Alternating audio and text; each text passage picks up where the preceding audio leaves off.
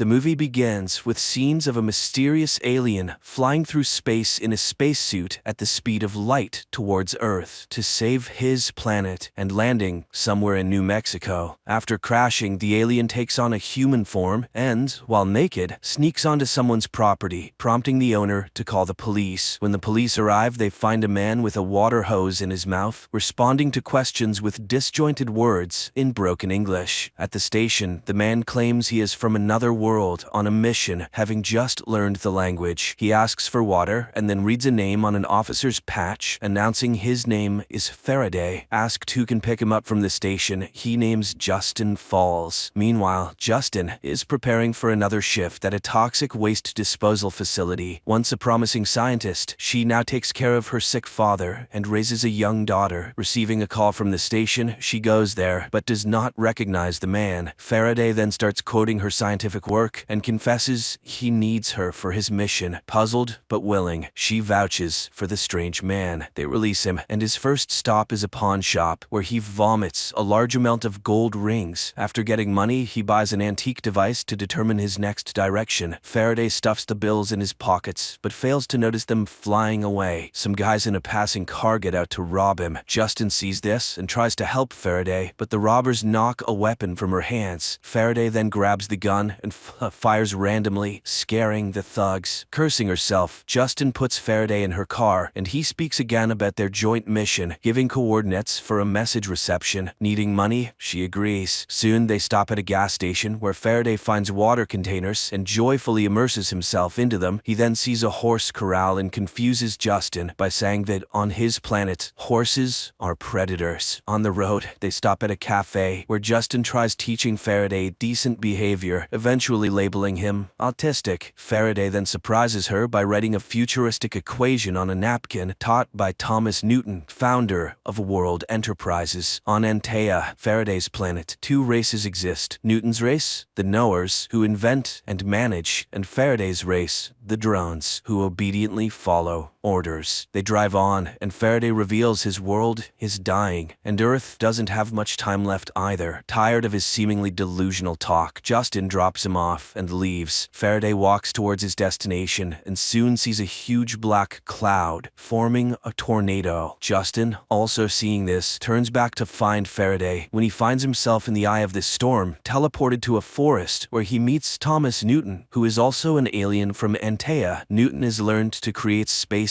only certain beings can enter. He warns Faraday to stay away, as agents are hunting him. In response, Faraday reproaches the teacher because all of Antea was waiting for his return with water. But time passed, and there were fewer and fewer Anteans left. They considered Newton a traitor and even decided to erase his name from memory. But Faraday believes him. Then Newton advises Faraday to introduce a virus into Antea, which he calls humans, and most importantly, to see everything through the eyes of a human, but not to get attached to earthly life. He sets Faraday a goal: reclaim the company taken from him, because there lies the key to salvation. But he will need Justin's help. Meanwhile, the woman tries to take shelter from the hurricane in her car. Suddenly, everything calms down, and she sees Faraday in front of the car, looking intimidating and repeating only one word: origin. Terrified, Justin drives away. Faraday sets off on foot and soon reaches the familiar cafe. The waitress recognizes him, offers water, and finds out for him that Origin is a corporation in Seattle. Meanwhile, CIA agent Clay receives a dinner invitation from his boss and foster mother Finch. He recently made a mistake resulting in a child's death, and now only success in a new case can save his job. Finch tells him about the strange tornado, which was actually a dialogue in the form of signals sent and received from space, something that last happened 40 years ago. Back then, Dr. Papel, who now lives in Alaska, was involved. Clay must go there and find out everything he can. At the same time, Faraday takes a taxi to the airport and, realizing he needs documents for the flight, steals them from the driver. But upon entering the terminal, he suddenly feels very ill. The radiation from the passenger and luggage scanning systems affect him. He vomits a large amount of water and loses consciousness. Justin is called by the police to pick up Faraday, who is now in her jurisdiction. She arrives to find him pleading to be taken to Seattle, as the tornado was a message. She finally believes he is an alien. Faraday explains that the Origin Corporation has blueprints for a device that can save Antea. As a nuclear fusion expert, she can help him build it. Justin takes Faraday home and introduces him to her family. He is baffled by why people keep useless old people instead of disposing of them. At home, Justin's father Josiah plays his favorite jazz, which delights Faraday. Meanwhile, CIA agent Clay makes his way to Alaska and finds PayPal's house, but he is immediately struck on the head and loses consciousness. The young man comes to, tied to a chair with his mouth taped shut. The mad old man cuts him to make sure he is human. PayPal is convinced the agent came for the film. He starts to recall Newton, whom he turned into a psychopath. Then, Clay manages to free himself, but the old man grabs a rifle and, threatening the agent, suddenly shoots himself. At the same time, Faraday, sitting at a table, watches the traditional prayer in confusion, not understanding who Josiah is talking to. Josiah regrets his daughter abandoning her scientific work. Faraday cannot understand why she wastes her potential on a worthless old man. An upset Justin takes her daughter to a neighbor. Faraday stays with Josiah. He looks at the old man and then reaches out to him. Justin sees flashing lights and runs to the house, finding Josiah standing on his feet while Faraday convulses in a corner, saying they can now go to Seattle. Father and daughter rush to him and find the alien completely dehydrated. They carry him to the bathroom where he drinks greedily. Then he suddenly falls. A black substance emerges from him, rises into the air, and disappears into the ventilation. After that, Faraday fully recovers. In the morning, Josiah, for the first time in years, gets himself ready and insists his daughter take Faraday to Seattle, gifting him a suit and a hat. On the road, Faraday explains they need to infiltrate the Origin Corporation's vault and find Newton's 10th project. The woman is skeptical, so Faraday asks to stop the car, approaches a long broken oil derrick, extracts a glowing sphere from himself, and inserts it into the machine's engine. The oil derrick starts working, and the alien explains that it is quantum synthesis, which can operate for hundreds of years. He used this energy to travel to Earth. Newton's project will provide the necessary energy, restore Antaea's core, and enable the recreation of water. Earth is currently on the same path, and Justin was very close to solving the mystery. Meanwhile, in Alaska, Clay finds an old projector and a film reel showing an experiment on Newton, where his face was removed. The shocked agent burns down the old psychiatrist's house. Faraday and Justin stop at a hotel for the night. The alien lies on the water in the pool, looking at the stars, and predicts Earth's imminent doom. Then, Justin sets a condition. She will help achieve the goal, but the device's blueprints must remain on Earth. Faraday agrees and informs her that they need to find Hutch. It turns out Hutch is the dismissed brother of the Origin Corporation's manager. However, seeing Faraday's calculations on a napkin and hearing Newton's name, he refuses to have anything to do with them. Clay meets with Finch. He has traced Newton's entire path. The US government practically stripped Newton, who amassed a fortune and founded Origin, of everything, replacing him with their own person while torturing the alien himself. Newton then disappeared after speaking about the project. Now, another similar entity has appeared. Finch reminds him of the case's danger, but agrees to assign him the investigation, providing him with an analyst, Elizabeth. At that moment, Hutch finally comes to Justin and Faraday. He recalls Newton's projects and tries to convey to the pair what will happen if quantum energy is used on Earth. It would mean the death of the entire energy system, the ruin of oligarchs, and the closure of power stations. Who would let them do such a thing? Clay meets Elizabeth, who intercepted the last signal. Her file states she betrayed her own family. She reminds him of the child who died because of him. Clay realizes they are a team and orders her to track down the alien from the tornado. Hutch informs them that Origin is in London, but his relationship with his sister is very poor. Faraday suggests a demonstration of his quantum prototype. Hutch arranges a private plane to London. However, during the flight, Faraday's face suddenly starts to melt. Hutch barely manages to calm the stewardess, who is in shock after witnessing it. They arrive and infiltrate a club where scientific proposals are being presented. Faraday listens to a young scientist's presentation, but suddenly goes to the board and writes the correct formula. When questioned by the committee, he announces he came to demonstrate quantum synthesis processes. Seeing disbelief, he takes at the sphere, and instantly, all of London's electricity cuts off and then turns back on. The next day, the news goes global. Justin asks her father to come to London with her daughter Molly. Hutch receives numerous congratulations. Faraday is outraged by Earthling's wastefulness and the fact that there is nothing about his teacher Newton on the internet, as if his life was simply erased. Hutch decides to go to his sister's estate uninvited. Elizabeth tracks them and reports to Clay, showing him Faraday's airport photo. She is sure he is an alien. She also obtained information about a Mary, who was Newton's friend. Clay heads to the monastery clinic where she works. Faraday's team arrives at Hutch's sister's estate. Justin talks about the prototype that can light a city for almost a year using just a liter of water. Edie opposes, but then Faraday mentions Newton's name. Edie's son admits he has music recorded by the scientist on an old device and leads Faraday to his grandfather's study. At the same time, Clay arrives at the monastery clinic and meets Mary. Meanwhile, Edie's consultants bombard Justin with questions, making her feel unwell. During this time, Faraday receives a musical sphere and upon playing it, hears strange sounds. In the monastery, Mary recalls that Newton told her about his wife and begs Clay to protect the alien, as he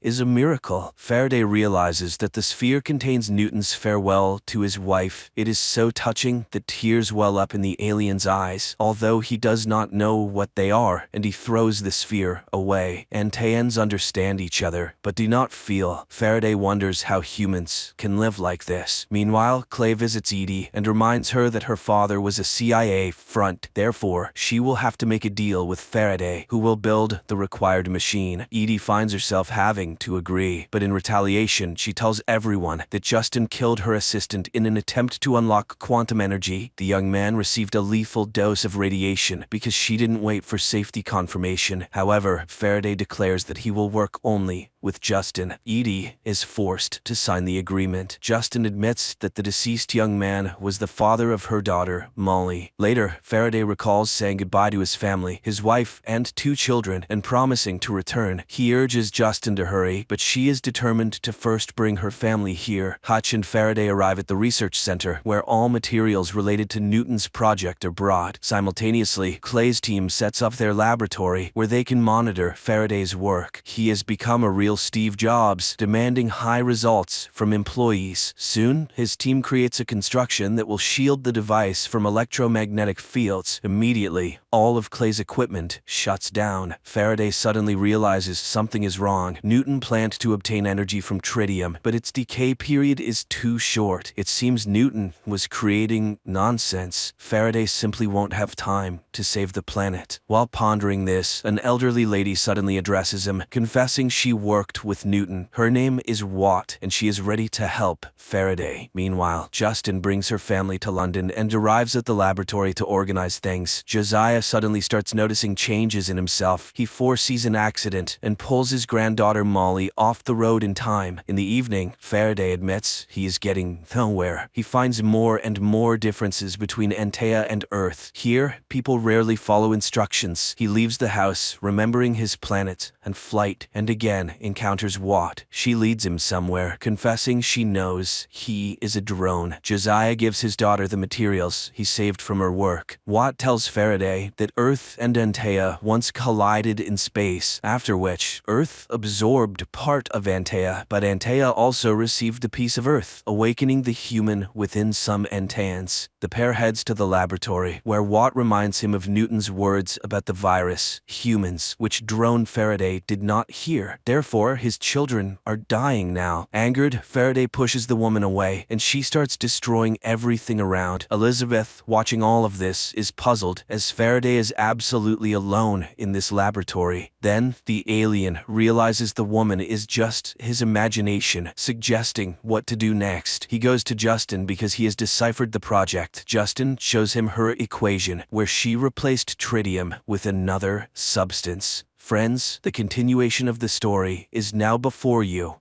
on the screen.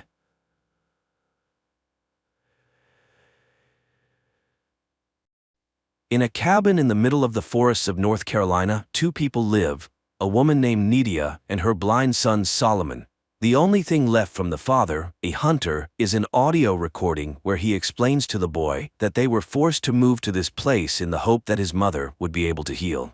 But the hope was in vain. Nydia's condition only worsened. On that day, the mother calls her son to check the traps. Before leaving the house, the boy habitually ties a rope to his belt, the other end of which is attached to the porch. This measure is necessary so that the child can always find his way home, and so that the mother knows in which direction to look for him if something happens. The woman teaches Solomon how to set and find traps for animals, and approves of how quickly he learns. Later, she shows him how to properly skin animals without damaging the fur, which can then be used to make clothing. One day, the curious boy catches an insect and traps it in a jar, only to be saddened when he notices that the beetle no longer makes any sound. The mother explains that living creatures cannot survive like this. They need air, food, and water. One day, the woman suggests that the child go fishing to celebrate the birthday of his deceased father, who loved this activity and always took Solomon with him. Afterward, she plans to bake a cake, which excites the boy. The pair head to the river. Suddenly, Solomon notes that all the animals and birds seem to have disappeared, and a ringing silence surrounds them. The woman, who also notices this, jokes that they were scared of the boy and warned the fish in the river. The boy relaxes, but the unpleasant feeling remains in his soul. Sitting by the shore, he suddenly asks questions about death. Nydia is surprised but explains that death is simply a change of existence, like a chrysalis turning into a butterfly. Life continues but in a different form. But why is Solomon interested in this? After all, he is young, full of energy, and will live for a long time. After sitting by the shore with their fishing rods and not getting a bite, the woman suggests that the boy dig up some worms. He happily agrees and ventures deeper into the forest.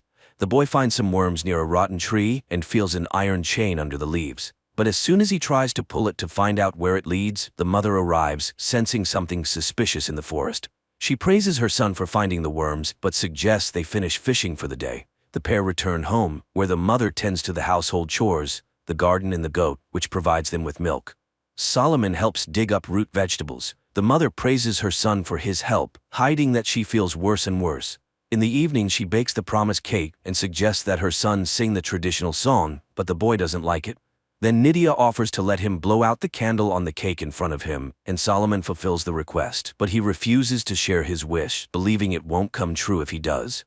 At night, the mother plays an audio recording she and the boy's father made for little Solomon. They tell a story about a little goat that once ran into the forest where a terrible monster lived. The parents loved their little goat very much and were inconsolable, but the goat, seeing the monster, managed to escape and return home, bringing great joy to his mother and father. They hugged him, and he promised never to return to the dark forest again. After listening to the story again, Solomon again raises the question of death, as he didn't understand his mother's earlier explanation. Then Nydia tells him about faith. However, the boy barely understands and declares that he believes in his mother above all else. The years pass, but one day the mother disappears, leaving the boy only a recording of her voice, in which she says goodbye to her son and reminds him of the 3 main rules of their life. He must always share with the forest everything he gets from it, half for him, half for the forest. The second rule, when he feels down and ready to give up, he must sing their song. And the third rule, he must never take off the rope. Time passes. Solomon becomes a teenager. He has fully adapted to life alone, hunting, fishing, chopping wood, and checking traps on his own. When he feels particularly sad, he listens to the tapes with the voices of his loved ones. One day while eating near the house, the boy hears a strange sound from the thicket. Putting down his plate, he rushes into the forest but finds nothing unusual, though he senses someone's presence nearby. Before bed, he listens to his mother's voice recording again. However, he cannot sleep. The boy gets up and leaves the house. Then he hears the plaintive bleating of his goat and runs towards the sound until the rope reaches its limit. At the very edge of the rope's reach, he manages to feel the goat's body in the grass, but at that moment, something unknown grabs the animal and drags it into the depths of the forest. Feeling his hands, the boy realizes they are covered in blood and tries to wipe it off.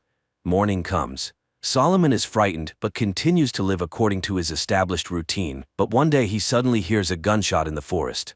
The boy rushes in that direction and stumbles upon a dead deer. But then, a man emerges from the trees, claiming it as his kill. Frightened, Solomon begins to wave his knife, and the stranger is forced to knock him out with the butt of his rifle. The boy comes to his senses, near his house. The hunter, sitting opposite, tends to his wound, apologizing for the harm caused. He read the name on the knife, Lucas, and assumes that's the boy's name. But the boy admits that it was his father's name, who is now gone. The hunter apologizes again, saying he didn't mean to scare him, and noticing the rope, he carried him back to the house. Hank, the man's name, asks the young man why he lives alone and where his parents are, as the boy looks very young. But Solomon doesn't answer. The day is already ending, so the hunter asks for permission to spend the night in the house. In return, he offers some painkillers.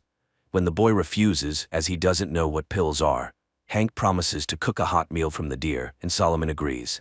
Hank examines the house from the inside and realizes that the young man has never left its boundaries and therefore simply doesn't know about the outside world.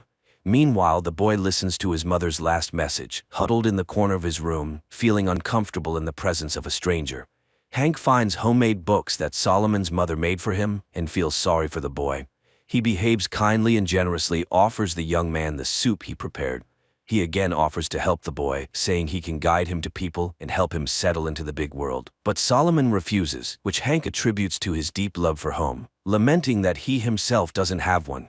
He again asks about the parents, saying the boy looks a lot like the woman in the photo, perhaps that is his mother. After dinner they go to bed, though Solomon doesn't part with his knife, but realizing that Hank poses no threat, he finally lies down. However, in the middle of the night, both are awakened by a loud and terrifying sound, similar to the roar of an unknown animal. Hank, armed with a flashlight and rifle, goes outside to check what's happening. It's quiet around the house, and the man heads into the forest. Soon he finds blood traces at the base of a tree and realizes that some animal has died there. On the tree itself there are bloody marks, and the bark is scraped off. Stopping, Hank surveys the area through his scope and notices something suspicious in the bushes. He fires, but the creature leaps from behind the tree with a terrifying roar and charges at him. Realizing he missed, the hunter runs. Reaching the house, he sees Solomon in some sort of trance. The boy just sways from side to side, humming a tune to himself, and doesn't respond to the man's questions. Hank, getting no answers, leaves him alone. After all, he believes he scared off the beast, and now they are safe. The man promises to get the boy out of the forest so he can live a normal life, unafraid of any monster. In the morning, Hank finds Solomon in the shed. He offers to repair it since all the necessary materials are there, except for the chain. Solomon recalls finding a chain in the forest as a child and takes Hank to the spot. The man marvels at how the boy navigates using the rope. The boy explains that it's the only way to survive. Soon they find the place. Hank, noticing the chain, grabs it and starts pulling, but realizing it's tied to something, he follows it and finds some kind of burrow. Nearby lie metal shears, which surprises Hank. However, he cuts off a piece of the chain and returns with it to the house. While the man works on the repairs, Solomon asks for a piece of venison, and after receiving permission, throws it into the bushes. To the hunter's surprise, the boy explains that it's a rule. Everything taken from the forest must be shared with it, as his parents taught him. The hunter believes this practice explains the appearance of the beast they heard at night. He suggests they set a trap for the monster to ensure the boy's safety. He also extends the rope, giving the young man the ability to explore new areas. Soon they both head in the direction where Hank saw the unknown beast. Cautiously moving between the trees, they reach the edge of the previously marked area. Suddenly, something unknown grabs the rope and starts pulling Solomon.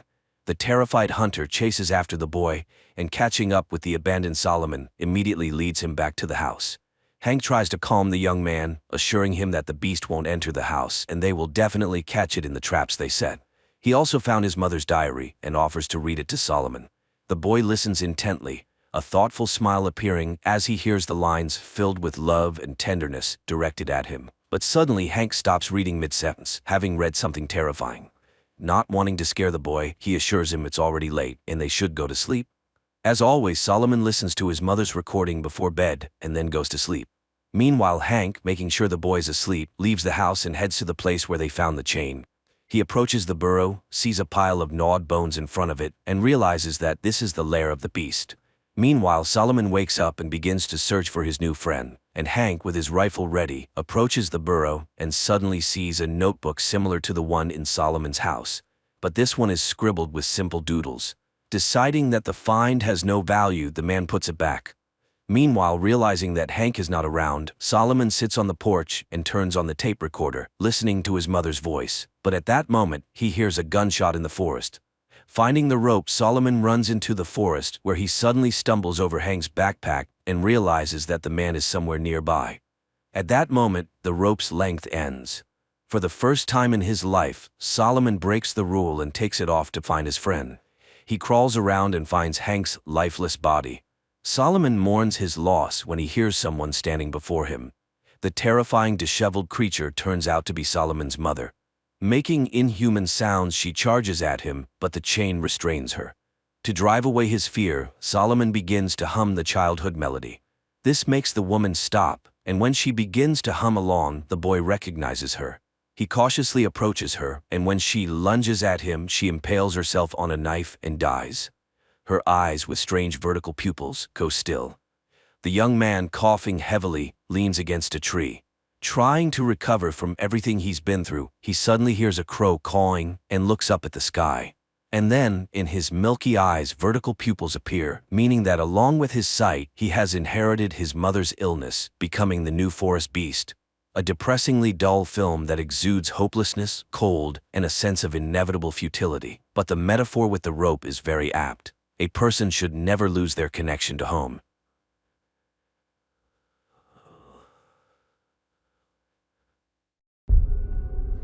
I can make you very special. Hundreds of years ago, people completely exhausted the planet's resources, leading to a total degradation of the population. The best scientists took it upon themselves to save the dying world. A renewable energy source was found. However, the greatest danger remained humanity itself. Differences led to divisions between the best and the worst. It was then decided to improve humans as a species. On their 16th birthday, everyone undergoes a procedure that makes them physically perfect. No longer does anyone need to envy others or prove their superiority. Tally is one of those waiting for that day. For now, she is called an ugly, but she has the opportunity to see what she will look like, as she can choose her eye color or skin quality. That evening, she sneaks onto a bridge where her friend Paris is waiting for her. They watch a party in the City of the Beautiful, envying those who are already there. Paris is 3 months older than Tally, and tomorrow he will undergo the operation and move to the city. Tally will have to wait her turn, and she fears that Paris will forget about her, but he assures her that she will always be his squints and he will always be her nose. He arranges to meet her in a month. The next day, the students gather in the main hall to greet those whose time has come. Dr. Cable talks about all the advantages of being beautiful and calls forward the future beauties. Paris says goodbye to Tally, and a girl named Shay, sitting next to her, notices this. In the evening, Tally returns to her room and remembers how she and Paris met when they arrived at school. He called himself Nose and she called herself Squints. One day the boy hurt his hand and the girl intentionally cut her palm. From that moment on, they shared a mark of ugliness, a scar on their palms, and the belief that they were perfect for each other. The next morning in class, Tally talks about the white tiger orchid, which supplies energy to the cities and decorates the fields. That evening, she undergoes the mandatory scan for her future transformation, where she chooses gold for her eye color and dreams of reuniting with Paris, from whom there has been no news. The day of the arranged meeting arrives. The girl sneaks onto the bridge, but Nose is not there. Tally decides to sneak into the City of Joy. She reaches the outskirts, where a party is in full swing. Suddenly, a mask falls from above, allowing its owner to change their clothing. Tally puts it on, selects a dress, and heads out to search for her friend in streets filled with lights, laughter, music, and celebration. Miraculously, she finds Paris, who barely recognizes her. Even the scar on his hand is gone, though he swore he wouldn't remove it. It turns out that after the transformation, an ugly person's life becomes entirely different, where an eternal friendship oath no longer matters. Tally removes the mask to remind him of herself, but immediately becomes an unwanted presence. She runs, grabbing a rescue vest on her way. Realizing she is about to be caught, Tally jumps from a skyscraper. The vest saves her, and she manages to reach the bridge, but she is pursued, and just as she is about to be caught, Shay arrives to rescue her on her hoverboard. The girls immediately feel a kindred spirit. Tally shows Shay how to sneak into the locked kitchen and tells her that her meeting with Paris left her disappointed. One day, Shay suggests that Tally learn to ride the hoverboard and gives her a forbidden book to read. Tally learns that Shay told her friends about her jump with the rescue vest, and now she is the heroine of the entire campus, which could lead to her being denied the operation. But she continues with her lessons and masters the hoverboard. Later, the girls discuss beauty, and unexpectedly, Shay reveals that she doesn't want to change at all. For now, she takes Tally to a training ground where, choosing the most difficult track, she puts on a masterclass. After riding, Tally returns the book, in which she enjoyed the free flow of everything in the world, from natural seasons to relationships. Then Shay suggests that they both refuse the operation and escape with her to the smoke, a place where people live freely. She takes her friend to the edge of the school grounds, and after leaving their tracking rings on a branch, the girls fly into the wildlands. Crossing a river, they arrive at the ruins of an old city. Shay shows her the remnants of a roller coaster, lamenting that it is destroyed. She takes her friend to a tall building where they can call her friends from the wild world by lighting a signal fire. Shay explains that in the outside world, people work for themselves, love, and have children. There are even old people there. Everything is like in the book they read. Shay was planning to escape with her friend David when she saw Tally on the bridge and came to her rescue. She wants to read books and have hobbies because after the operation, a person no longer decides how to live. Tally doesn't understand this, as she has dreamed all her life of being beautiful. So Shay leaves her with a coded path to the smoke and departs with David, whose fire lights up on the neighboring rooftop. Tally returns to the city, where the day of her transformation soon arrives. Unexpectedly, instead of the operation, she is taken to Dr. Cable, who turns out to be well aware of her friendship with the missing Shay. She insists that David is holding Shay against her will, brainwashing her. And only after Tally finds Shay and returns her to the city will she be allowed to become beautiful. A distressed Tally returns to her room, where Paris visits her. He advises her to do as Dr. Cable asks, as it is the only way they can be together. Tally agrees. Dr. Cable explains that the residents of the smoke are planning to destroy the city and have developed a weapon that Tally must find and neutralize. She sets off, receiving a pendant to activate when she finds the weapon. Tally follows Shay's instructions, and after reaching the ruined roller coaster, rides it until she reaches an old railroad track. She camps in the forest for the night, lighting a fire, and unexpectedly finds charm in the surrounding nature. Later, she has to climb a steep cliff and cross the ruins on her hoverboard. The last stop is a white sea of orchids, where Tally settles in for the night. Meanwhile, Dr. Cable calls Paris and offers to further enhance him. That night, Tally wakes up surrounded by burning orchids. As she is about to lose consciousness, David finds her. He checks her over, discards the transmitters he finds, ignoring the pendant, which is not yet active, and takes her with him. However, the tracker informs Dr. Cable that Tally is in the right place. In the morning, David brings Tally to the smoke, where she reunites with Shay. However, the others find it strange that she managed to get there alone.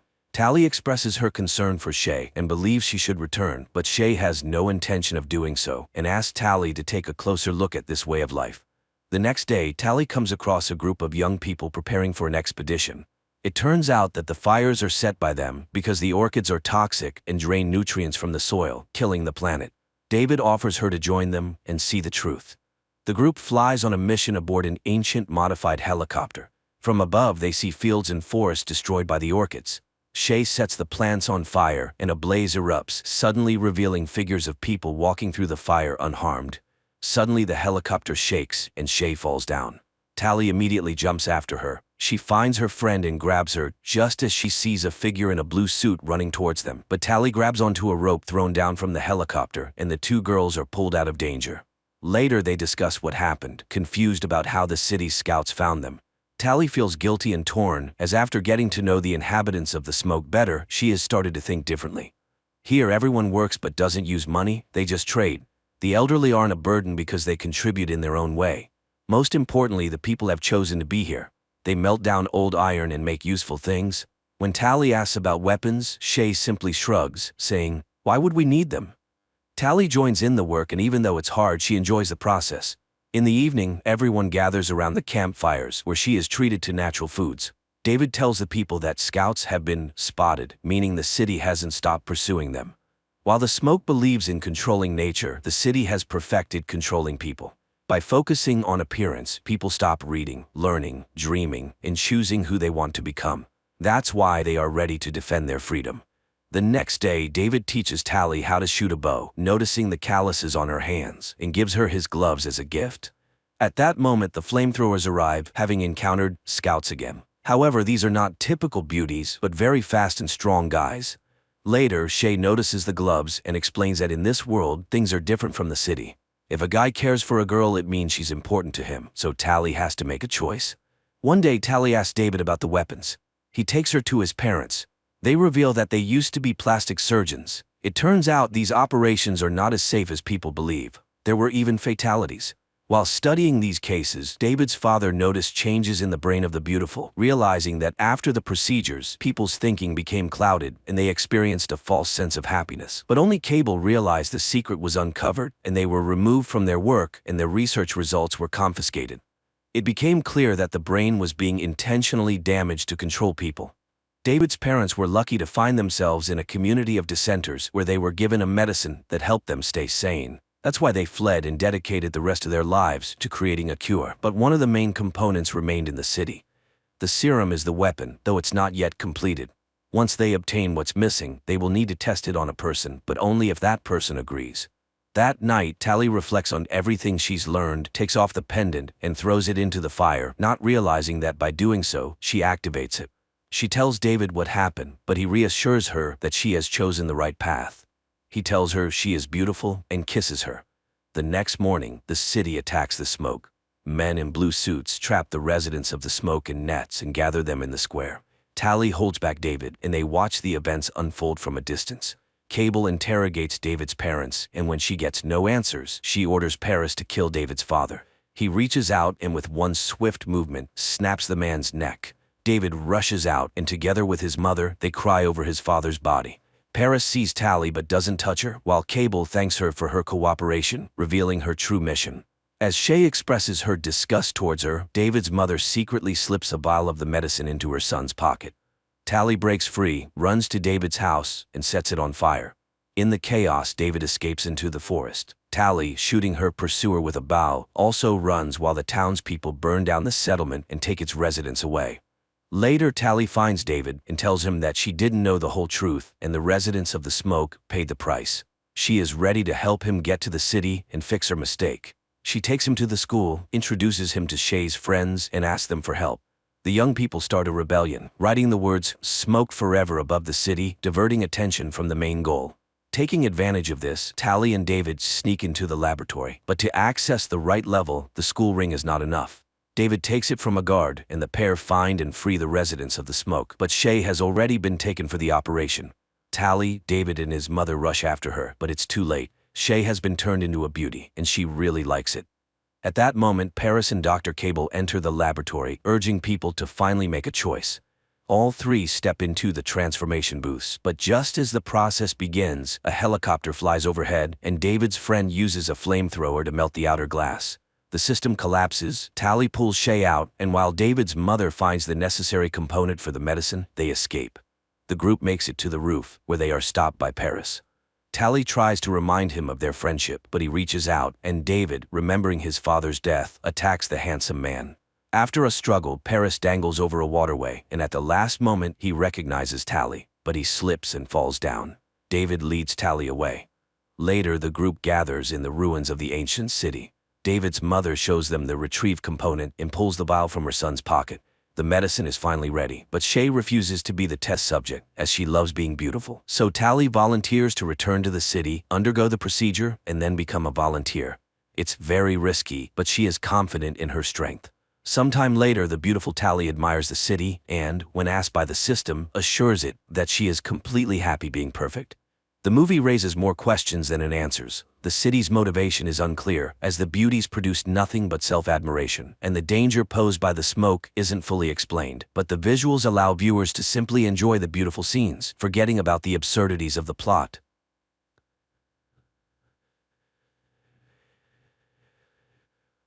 This is the police. This is the police. The scoops are on their way.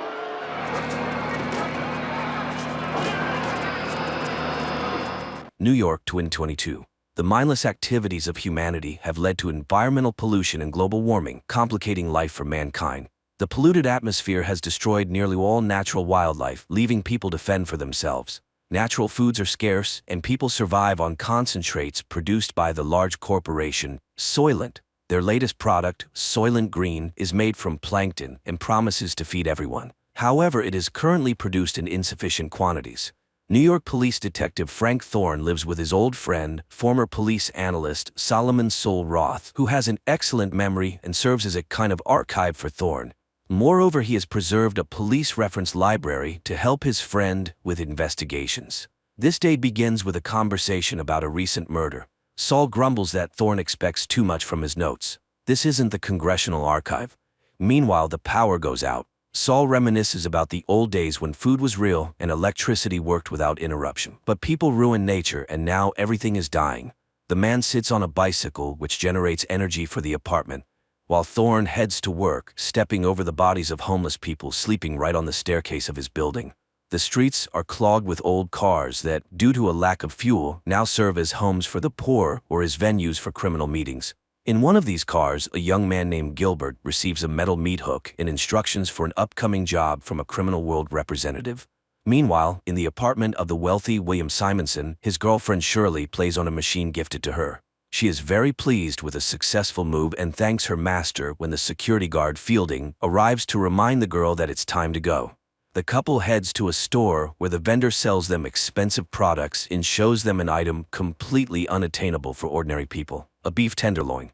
At this time, Gilbert uses the hook to infiltrate the residential complex for the privileged and ascends the Simonsons' apartment. Seeing the young man, the wealthy man remains completely calm, making no attempt to flee or call for security. Gilbert apologizes and explains that those who sent him can no longer rely on Simonson's silence. The wealthy man agrees with all his arguments and calmly confirms that what Gilbert is about to do is necessary for God. The young man raises the metal hook and strikes Simonson on the head.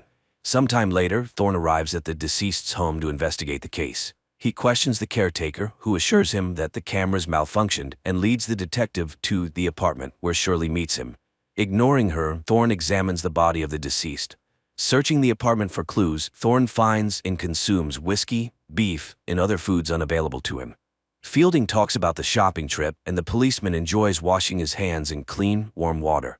He then collects the found papers, some pleasant items like toiletries, and the food into a separate bag, taken from Simonson's bedroom.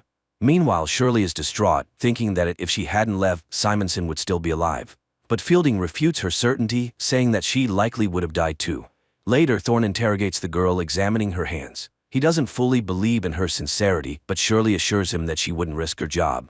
The fact is, she belongs to this apartment, like furniture.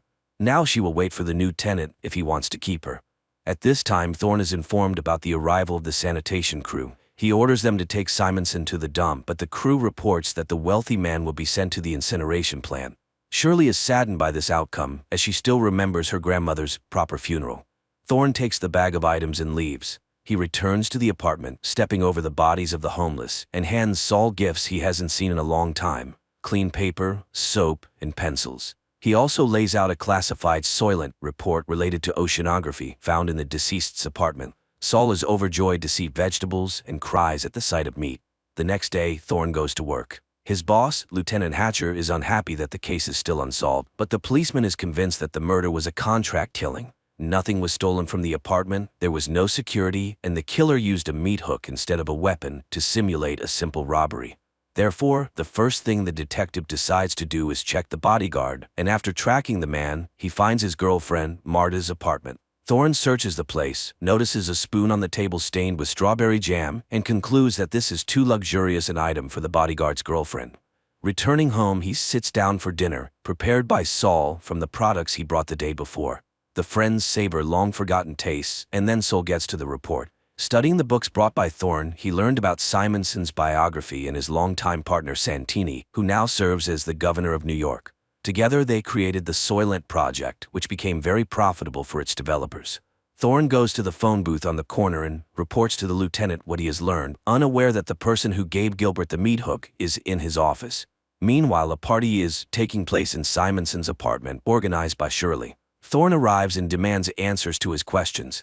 Shirley can't say anything specific, as Simonson didn't confide in her. However, she does know Santini. Simonson introduced her to him.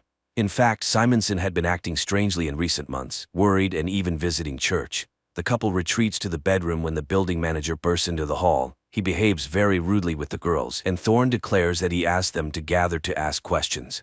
The manager is forced to back off, but the upset girls leave. Shirley offers Thorne to stay the night, take a real bath, and enjoy breakfast.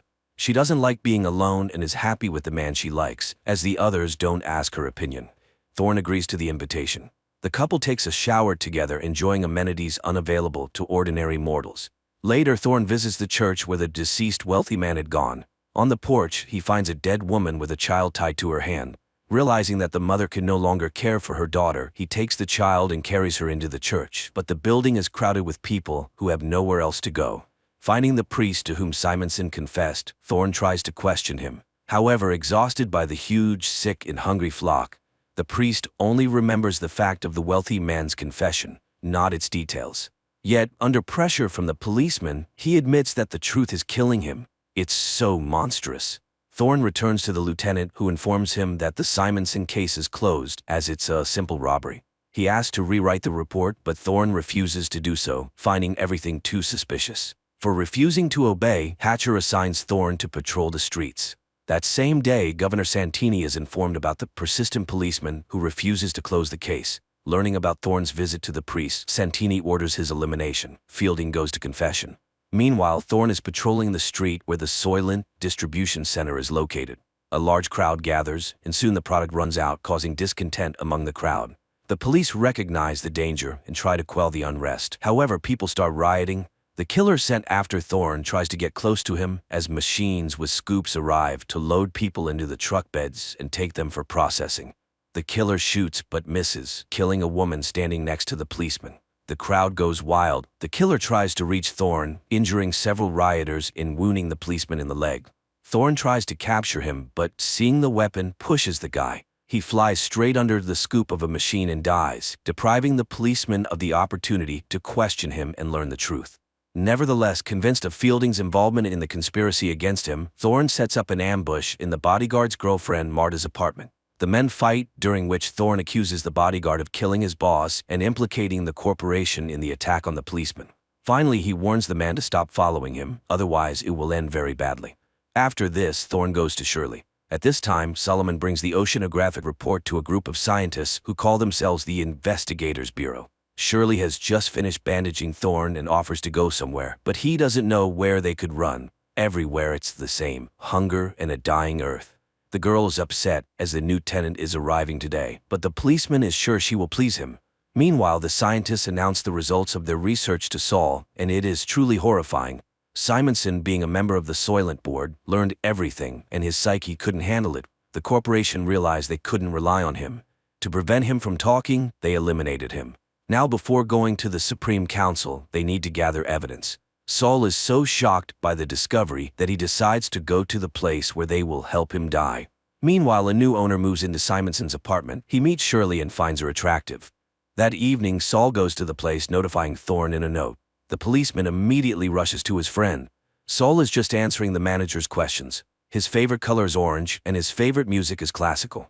The man is escorted to a private room where two young people help the old man undress. He is laid on a couch, classical music begins to play, and scenes of nature that no longer exist. Vanished forests, extinct wild animals, lost rivers, and the beauty of the ocean appear on a huge screen.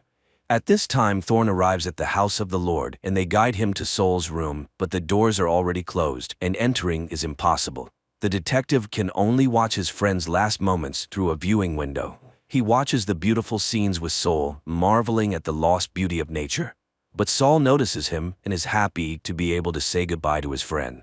Before dying, he tells him about his discovery and begs his friend to find the evidence and reveal the truth. After waiting for the end, Thorne follows the stretcher, carrying his friend's body. The man manages to sneak into the basement, where the bodies are loaded into large trucks, and he climbs onto one of them.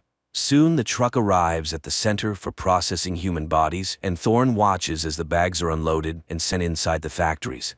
The man goes inside and soon finds a conveyor belt that lowers the bodies to a lower level. Thorne follows them, and after tracking the process, the man realizes that Soylent Green is made from processed human bodies. However, the guards spot him, and the policeman has to flee, killing several guards trying to detain him along the way. He soon reaches the city and tries to contact his precinct, but the line is busy. Then Thorne calls Shirley's apartment and asks the girl to stay with the new tenant and just live. Finally, Hatcher responds, annoyed by his subordinate's actions, but Thorne doesn't have time to say anything before he is attacked by the corporation's men, led by Fielding. The man fires back and runs to the church, though he is wounded. However, Fielding rushes after him. He searches for the policeman among the people filling the church, notices blood drops, and follows them, but Thorne attacks first. A fight ensues. People wake up and scream, but the policeman manages to kill his enemy with a knife picked up from the floor. At this moment, Hatcher arrives. Thorne tells him what he has learned and urges him to tell the Bureau members that the ocean is dying, and the plankton from which everyone thinks Soylent Green is made no longer exists. Soylent Green is made from people. So the corporation is intentionally breeding people like livestock. The lieutenant promises to take the necessary measures. Thorne is taken away by paramedics, but the man continues to shout that Soylent is made from people and asks the lieutenant to stop it. The final scenes replay the images shown to the dying Solomon Roth. The adaptation of Harry Harrison's novel turned out to be terrifyingly beautiful and compelling. The most frightening thing is that there is no resolution, nor can there be. Even if people learn the truth, what will change? And the focus of the plot on ordinary people conveys the fragility and insignificance of human lives, which remains unchanged throughout all times.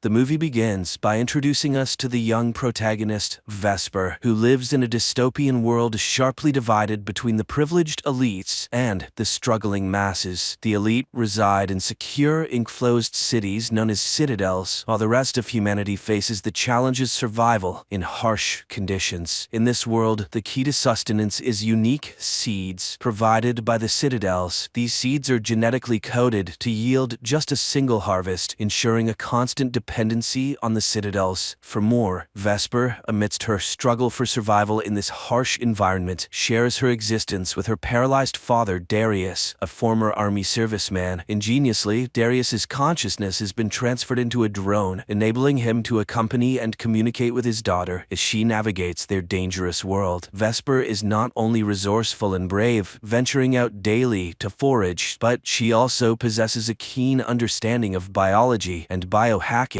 However, their lives take a dramatic turn when Vesper returns home one afternoon to discover they've been robbed. The generator powering their home, including the critical machine sustaining Darius, has been sabotaged. Faced with no other choice to save her father, Vesper sets out to seek help from a neighboring farm. Upon arrival at the farm, Vesper encounters a troubling scene. The farm faces its own challenges with a jug, a genetically engineered human designed for labor, but devoid of intelligence. The jug has been injured, rendering it useless, and Jonas, the farm's leader and Darius's brother, instructs a young boy to kill it. After witnessing this unsettling event, Vesper approaches Jonas with a request for bacteria to restore their generator. In exchange, she offers a blood donation, a valuable commodity used by Jonas to trade for seeds from the citadels. Jonas expresses a desire for her to join their community, offering to care for her father as well. Vesper, however, is deeply unsettled by Jonas's intentions. She suspects that Jonas wants to use her as a breeder, a role she strongly rejects. After completing her blood donation, Vesper faces a dire situation when Jonas refuses to immediately provide the bacteria she needs in exchange. He explains that he must first sell the blood, a process that will take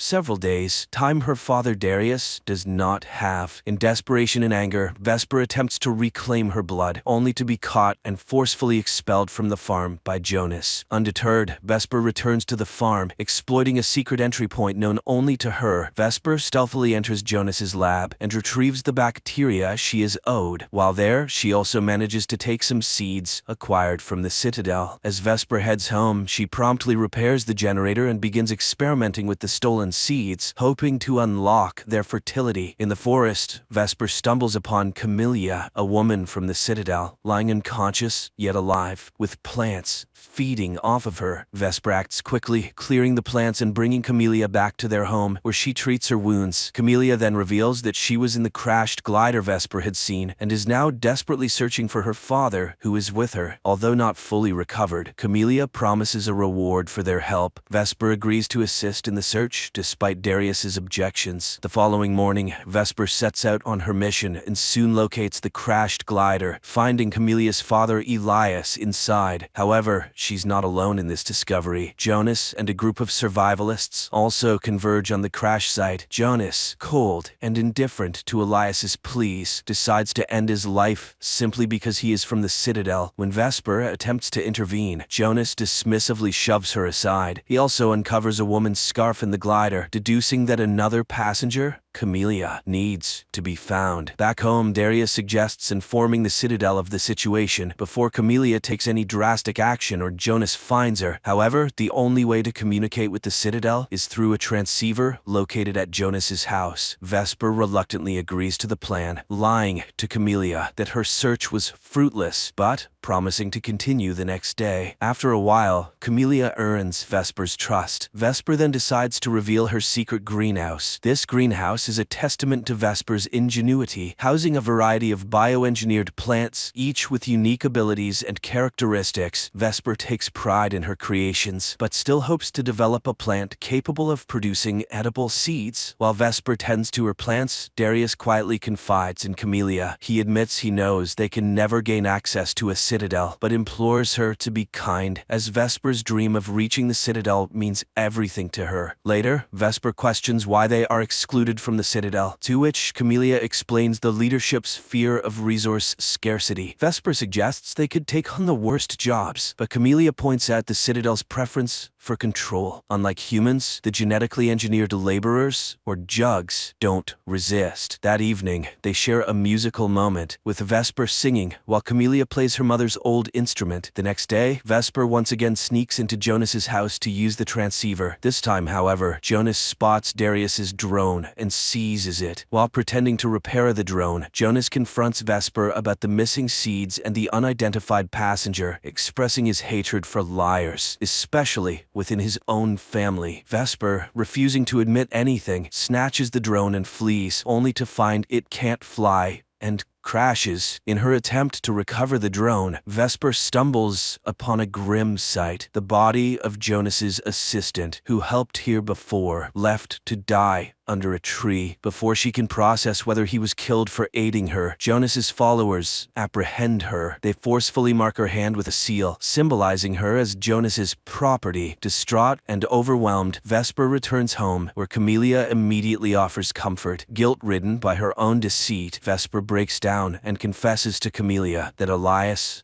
is dead. In a moment of stark revelation, Vesper decides to show Camellia the truth by taking her to see her father Elias's body, now tragically floating in the river. The sight overwhelms Camellia, leading to an intense emotional breakdown. She clings desperately to her father in grief, forcing Vesper to intervene and pull her from the river. During this intense moment, Vesper notices an unusual scar on Camelia's back that reacts peculiarly to her touch. This discovery leads to a shocking truth. Camellia is not a human, but a highly advanced jug, a creation of Elias, who was expelled from the Citadel for creating an intelligent slave. Camellia confesses her deception. She had been on the run and never had the capability to get Vesper and Darius into the Citadel. Angered by this betrayal, Vesper confronts Camellia physically before they return home. Once there, Vesper coldly tells Camellia to leave after she cleans up. Meanwhile, Vesper repairs the drone and shares the day's events with Darius. Darius, understanding the complex situation, urges Vesper to be more compassionate towards Camellia, explaining that jugs are bound to their programming and have no real choice in their actions. At the same time, Camellia, grappling with her lost purpose and fearing capture by the Citadel, contemplates ending her life. However, Vesper, influenced by her father's words, intervenes just in time. Realizing Camelia's potential contribution to her research, Vesper proposes to use a sample of Camelia's cells. The process proves challenging, as Camelia's cells are secured just like the Citadel's seeds. In an attempt to ease Vesper's frustration, Camellia plays music. Miraculously, the music unlocks Camelia's cells, allowing Vesper to modify the Citadel's seeds successfully, creating a sustainable food source. And all it took was a little nickelback. Needing more supplies for further research, Vesper briefly leaves for the old lab with the drone. During her absence, Camellia stays to watch over Darius, which leads to a dangerous encounter when Jonas arrives. Initially, Camellia tries to feign innocence, but Jonas sees through her act and threatens threatens Darius's life. Camellia agrees to go with Jonas without resistance. However, Jonas soon discovers the mark on her back, identifying her as a jug, and attempts to reprogram her to obey him. Vesper returns just in time, and a fierce struggle ensues, with Vesper, the drone, and Camellia fighting against Jonas. They manage to overpower him, but Vesper refuses to kill him. Instead, she strikes a deal. She will share the secret of the fertile seeds with Jonas if he agrees not to alert the Citadel. Despite Jonas's apparent agreement, he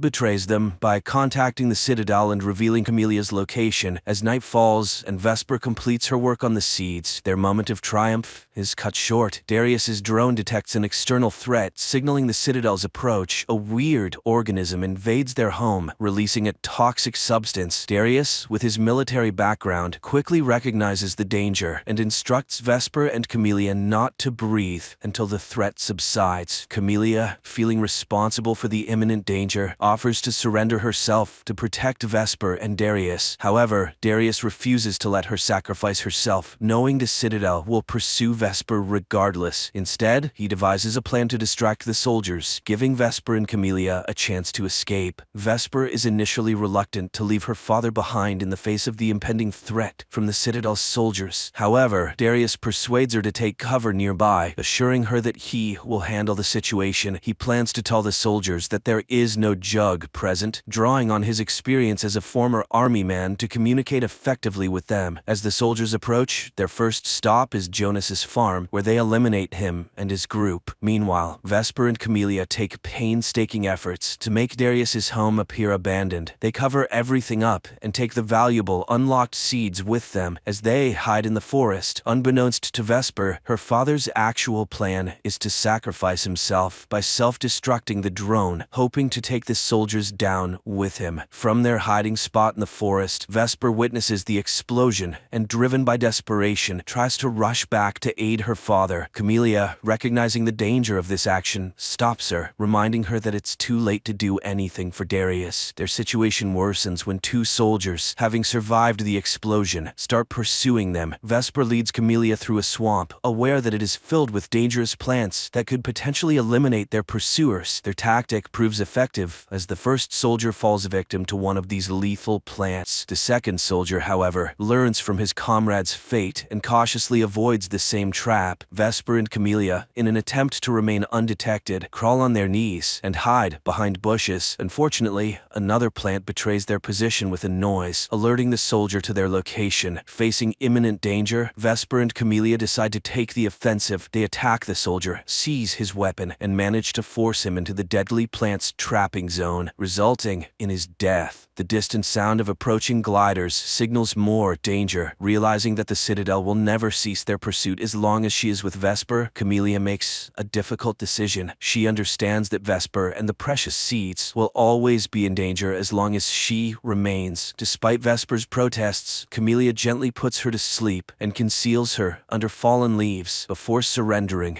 to the soldiers. The next morning, Vesper awakens to find her home reduced to ashes. She plants some of the unlocked seeds in the remnants of her old garden, a symbol of hope and renewal. In the aftermath, she encounters a group of children who survived the attack on Jonas's farm. Together, they decide to follow the mysterious people that wander around, seeking to uncover their destination. Their journey leads them to a towering structure constructed by these people. Driven by a sense of purpose, Vesper climbs to the top of the tower. There, she releases the seeds from her hand, allowing the wind to carry them to various corners of the land. This symbolic act represents her hope that the seeds will grow and multiply, providing sustenance for all. The movie concludes on this note, leaving a lasting impression of resilience and the enduring power of hope.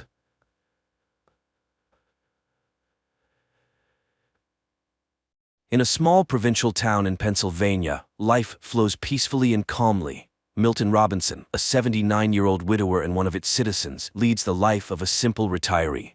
He regularly attends town council meetings where he always raises the same issues about changing the town's slogan and installing an additional pedestrian crosswalk near his home. One summer morning, after presenting his proposals as usual, Milton heads home. He spends his day with his daily chores, has dinner, and goes to bed. In the morning, he waters his azaleas and feeds the birds. Later, his adult daughter Denise comes to help him with his monthly bills. There's no news from his elder son Tim, as he lives far away and rarely calls. After finishing their business, Denise goes to the restroom and finds a jar of peas there. She's concerned about her father's well-being, and even though Milton assures her he's fine, she suggests he see a neurologist for a checkup. After all, the man is quite old, and forgetfulness could be a sign of approaching dementia. However, Milton vehemently opposes seeing any doctors. Denise goes to work, leaving the old man alone with his beloved detective shows and a solitary dinner. One night he suddenly hears a commotion in his backyard, and going outside, he sees a flying saucer that has landed awkwardly. Milton calls the rescue service, but they remind him that joking with such a serious organization is a matter for the authorities. They no longer answer his calls, so he dials Denise's number, but she is unavailable. After a restless night, he heads to the town council meeting, where as always he talks about the slogan and the crosswalk. At night, the old man hears strange sounds from the backyard, goes out to see what else has happened, and finds an injured extraterrestrial being in his patio. Once again, he tries to reach his daughter, but Denise, as always, is unreachable. He leaves a voicemail and waits for a call, but it's all in vain. The next morning, as usual, he attends the meeting. His friend Sandy this time proposes a new project for interacting with the youth. She has put up posters around the town and would be delighted if someone came to listen to her stories and advice. She is eager to be part of the lives of lonely young people who need friends. When it's Milton's turn, he starts with the town's motto and the crosswalk as usual, but after that he talks about the UFO that ruined his flowers and broke the bird feeder. However, nobody believes him, considering it the ramblings of an elderly man. Two active retirees, Sandy and Joyce, advise Milton not to bring up this topic at the meeting anymore, or else no one will take the suggestions of the elderly townspeople seriously. Sandy suggests giving the old man a ride home and reminds him that she is always nearby and he can count on her help. Milton becomes angry, realizing that he is being taken for a lunatic. That evening, Milton checks his backyard again to see the extraterrestrial being whom he had thought was dead, but the creature suddenly raises its head and looks at him plaintively. Milton wraps the unconscious extraterrestrial in a blanket again and leaves a glass of water for it. In the morning, he finds the extraterrestrial wrapped in a blanket and seemingly shivering at his back door. Milton invites it inside since it's warmer in the house. He doesn't know what to do because he has never experienced anything like this before. The old man notices that the visitor has drunk all the water, so he brings another glass. Then he prepares a tray with various foods he finds in his house, but the extraterrestrial chooses only an apple. So, Milton goes to the store to buy apples, explaining to the cashier that it's for an extraterrestrial. The cashier treats him like a crazy person with delusions. Upon returning home, Milton sits on the couch in the living room and hears news about the search for a crashed weather satellite, but doesn't pay it much attention because he is startled by the sudden appearance of the extraterrestrial. Seeing that it's feeling much better and can even walk, the old man shows the extraterrestrial all the amenities and settles it in his home, providing a guest room and introducing it to television. Personally, he prefers detective shows because you never know how they will end. Milton shows photos of his family to the silent but attentive extraterrestrial. Unfortunately, his wife is no longer with them. His son has moved to California and his daughter visits him occasionally. Then the old man remembers the dance show and sits in front of the TV, inviting the extraterrestrial to join. On that day, the store clerk tells Denise about her father's strange statements about the extraterrestrial, and she goes to visit him during her lunch break. Milton meets her at the door, and as always, she insists on him seeing a doctor because she is very concerned about his mental health. Milton reluctantly agrees. Denise rushes off, and as soon as she leaves, the phone rings. It's Sandy, urgently needing a printer, and Milton invites her to come over and print the necessary documents. The woman arrives, and upon entering, sees the extraterrestrial. Milton introduces them to each other and shows the crash site. The woman is shocked, but tells Milton that they must keep this a secret for his own safety. She mentions how she has seen on TV how authorities treat poor extraterrestrials, and he shouldn't let anyone into his home except her. Sandy leaves, but Joyce has already noticed her car outside Milton's house and becomes curious about what's happening. Meanwhile, on TV, calls continue for the population to search for the crashed satellite. Time passes, and the extraterrestrial continues to stay in Milton's house, watching his favorite shows together. One morning, it brings Milton a piece of paper with a drawing of a cat on it. This touches Milton's heart, as the little one has drawn him a picture. He finds the extraterrestrial working on repairing its spaceship, apparently having fully recovered and getting ready to go back home. Soon, Milton visits a neurologist and undergoes tests, making some frustrating mistakes in some of them. During this time, Sandy stays with the extraterrestrial and complains to it about her daughter, who moved to the West Coast and lives with her friend. She is very upset that her daughter doesn't visit and doesn't bring her only grandchild. Meanwhile, the doctor, upon learning about Milton's forgetfulness and his stories about extraterrestrials, concludes that his abilities are deteriorating rapidly and suggests considering outside assistance for him. This greatly upsets Milton, and he angrily leaves after shouting at his daughter. Sandy, setting aside the children's book she was reading to the extraterrestrial, tries to ask questions, but the old man goes to his room.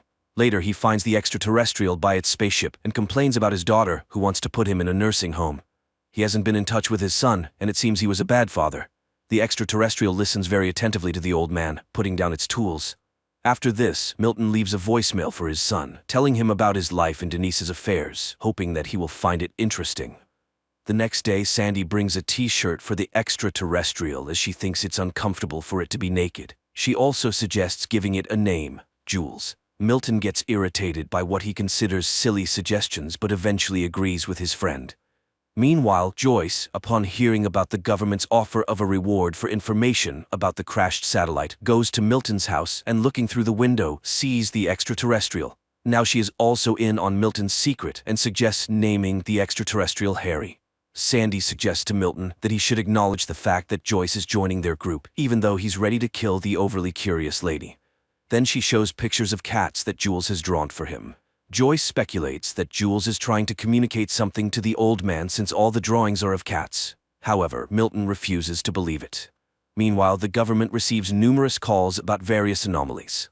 One day, a woman complains about a man who spends hours staring at his rocket in the yard. FBI agents go to the given address but find a homemade rocket and a happy man next to it. At the same time, Joyce visits Milton to spend time with the extraterrestrial. She also gives it a t-shirt and offers it apples. During this time, Sandy receives a call from a young man who was interested in her posters. He comes to her house and the joyful woman invites him for tea. While Joyce talks to the extraterrestrial about her life in the big city, where she even performed in concerts because she sang well, Sandy engages in conversation with the guest and Joyce suggests singing for the extraterrestrial. While she does that, the young man asks for permission to use Sandy's restroom, but when she follows him upstairs, she sees him stealing her jewelry. After she threatens to call the police, the man attacks her and tries to strangle her. However, the extraterrestrial has a vision of the events and telepathically makes the man's head explode. This raises suspicions at the FBI, who are conducting the search for the crashed spaceship. Responding to police questions, Sandy suddenly realizes who saved her from certain death and rushes to Milton's house. She hugs Jules and tearfully thanks him for saving her life. The retirees discuss the potential danger of the extraterrestrial, but conclude that it's only dangerous to bad people.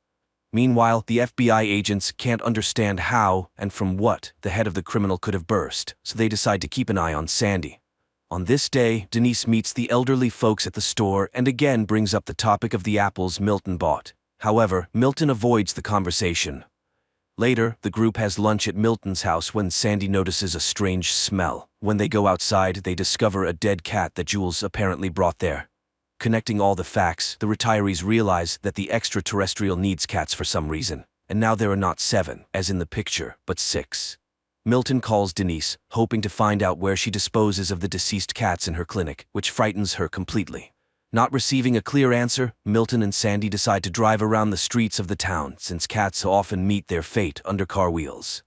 On the road, Milton inquires about Sandy's husband's illness, which eventually led to his passing, and she talks about being left alone. She starts asking questions, reassuring that life must go on. However, at this point, Milton asks her to stop the car, and the FBI agents become witnesses as the elderly couple loads a deceased cat into the trunk. That day, they find 2 more cats, and Joyce promises to find the rest. Meanwhile, FBI agents eavesdrop on the private conversations of Milton's close ones and hear Denise telling her brother about her father's eccentricities. At this moment, Joyce brings 3 more cats she found in different parts of the town. Only one is missing. Just then, agents knock on the door, but the elderly folks hide and don't open it. The men eventually leave, and the people realize they need to act quickly. And then, Milton remembers Joyce's deaf, blind, and non-mobile cat. Offended, she leaves, but Sandy catches up with her and apologizes for Milton's bluntness. Joyce admits that he's right. It's long past time to end the suffering of the cat. She brings the animal, and the extraterrestrial puts it to eternal sleep. Then it covers the remains with some material, and they start to merge into a single object. In the end, a glowing object appears in front of the group, which serves as fuel for Jules's spaceship. The saucer lifts off into the air and moves to the center of the yard, which is instantly detected by the FBI's instruments. The retirees understand that the time for farewell has come. Joyce gives Jules a souvenir globe with a view of the city inside. Sandy gives him a sweater she knitted, and Milton gives him his driver's license with a photo. But the extraterrestrial suddenly makes an inviting gesture, clearly offering them to join, and Milton suddenly decides to accept the invitation. But then the phone rings in the house, and picking up the receiver he hears Denise's voice. She suggests meeting on Saturday. They'll have lunch and then she'll give him a haircut because they've been arguing, and that's not right. At that moment, agents knock on the door. Milton rushes into the yard, and they only manage to see the departing saucer, where 3 Earthlings joined in the last moment. The ship lands not far from the town to safely disembark the elderly and bid them a peaceful farewell. Milton hugs the extraterrestrial and thanks it for the invitation to travel together, but he can't leave his home and loved ones behind. Jules enters the spaceship and flies away while the elderly folks wave goodbye to him. Time passes. Milton continues to live in his home, visited by Sandy and Joyce. The elderly often reminisce about Jules' Harry and hope that he hasn't forgotten them either. And one night, Milton's yard is illuminated by a bright light, and the old man realizes that he has guests. A light, heartwarming, and slightly melancholic film about the fading of human life. It's good that amid the plethora of recently produced nonsense, there are still such heartfelt and warm movies in which an extraterrestrial is not a villain who came to Earth to conquer it, but rather a cute and understanding silent being with expressive eyes.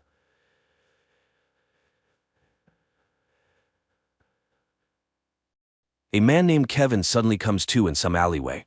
His face is battered, he doesn't remember how or when he got here, and how long he's been unconscious. Suddenly, he sees a stranger in front of him who introduces himself as Benefactor. The new acquaintance claims he can help him and offers the man a job. Kevin refuses, remembering he needs to go home to his wife. Then Benefactor explains that no accident occurred in this world. Calling the police is futile, and they have met far from the first time, because Kevin has shifted to another reality. Benefactor leads the man to a cafe, where it seems everyone knows him. Waitress Tina escorts them to the chosen table, although she cannot hide her fear. After a tense conversation at the table, Kevin realizes that Benefactor is actually Satan.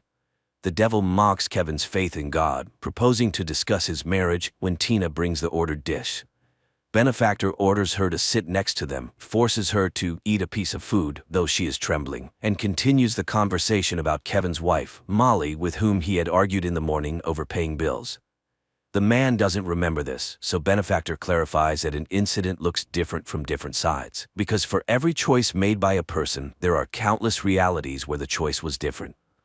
A choice generates endless possibilities, and therefore realities. And everything a person can imagine in their mind exists somewhere in some time. Therefore, there is a force that can transfer people between realities, swap people with doppelgangers from another planet Earth, shuffle them. That's precisely what Benefactor does. He has already replaced Kevin's wife, Molly, multiple times. The first time was when Kevin gave her a silly pendant, which Molly's copy threw away. Kevin doesn't believe this nonsense and demands proof. Then Benefactor offers to shift someone. For instance, Tina. Benefactor adjusts some device on his wrist while Tina starts to cry, apparently genuinely frightened. Looking back, Kevin sees her weeping parents and regrets subjecting them to such an ordeal. And when he screams for Benefactor to stop, the girl disappears. The devil explains that she ended up in a world where her parents never met, and thus she was never created. So now the poor girl is in a psychiatric clinic. Kevin doesn't understand why Satan needs him, and he admits he's ready to offer the man anything he wants, provided he becomes one of his shifters, people who have sold their souls and transfer others to alternative universes.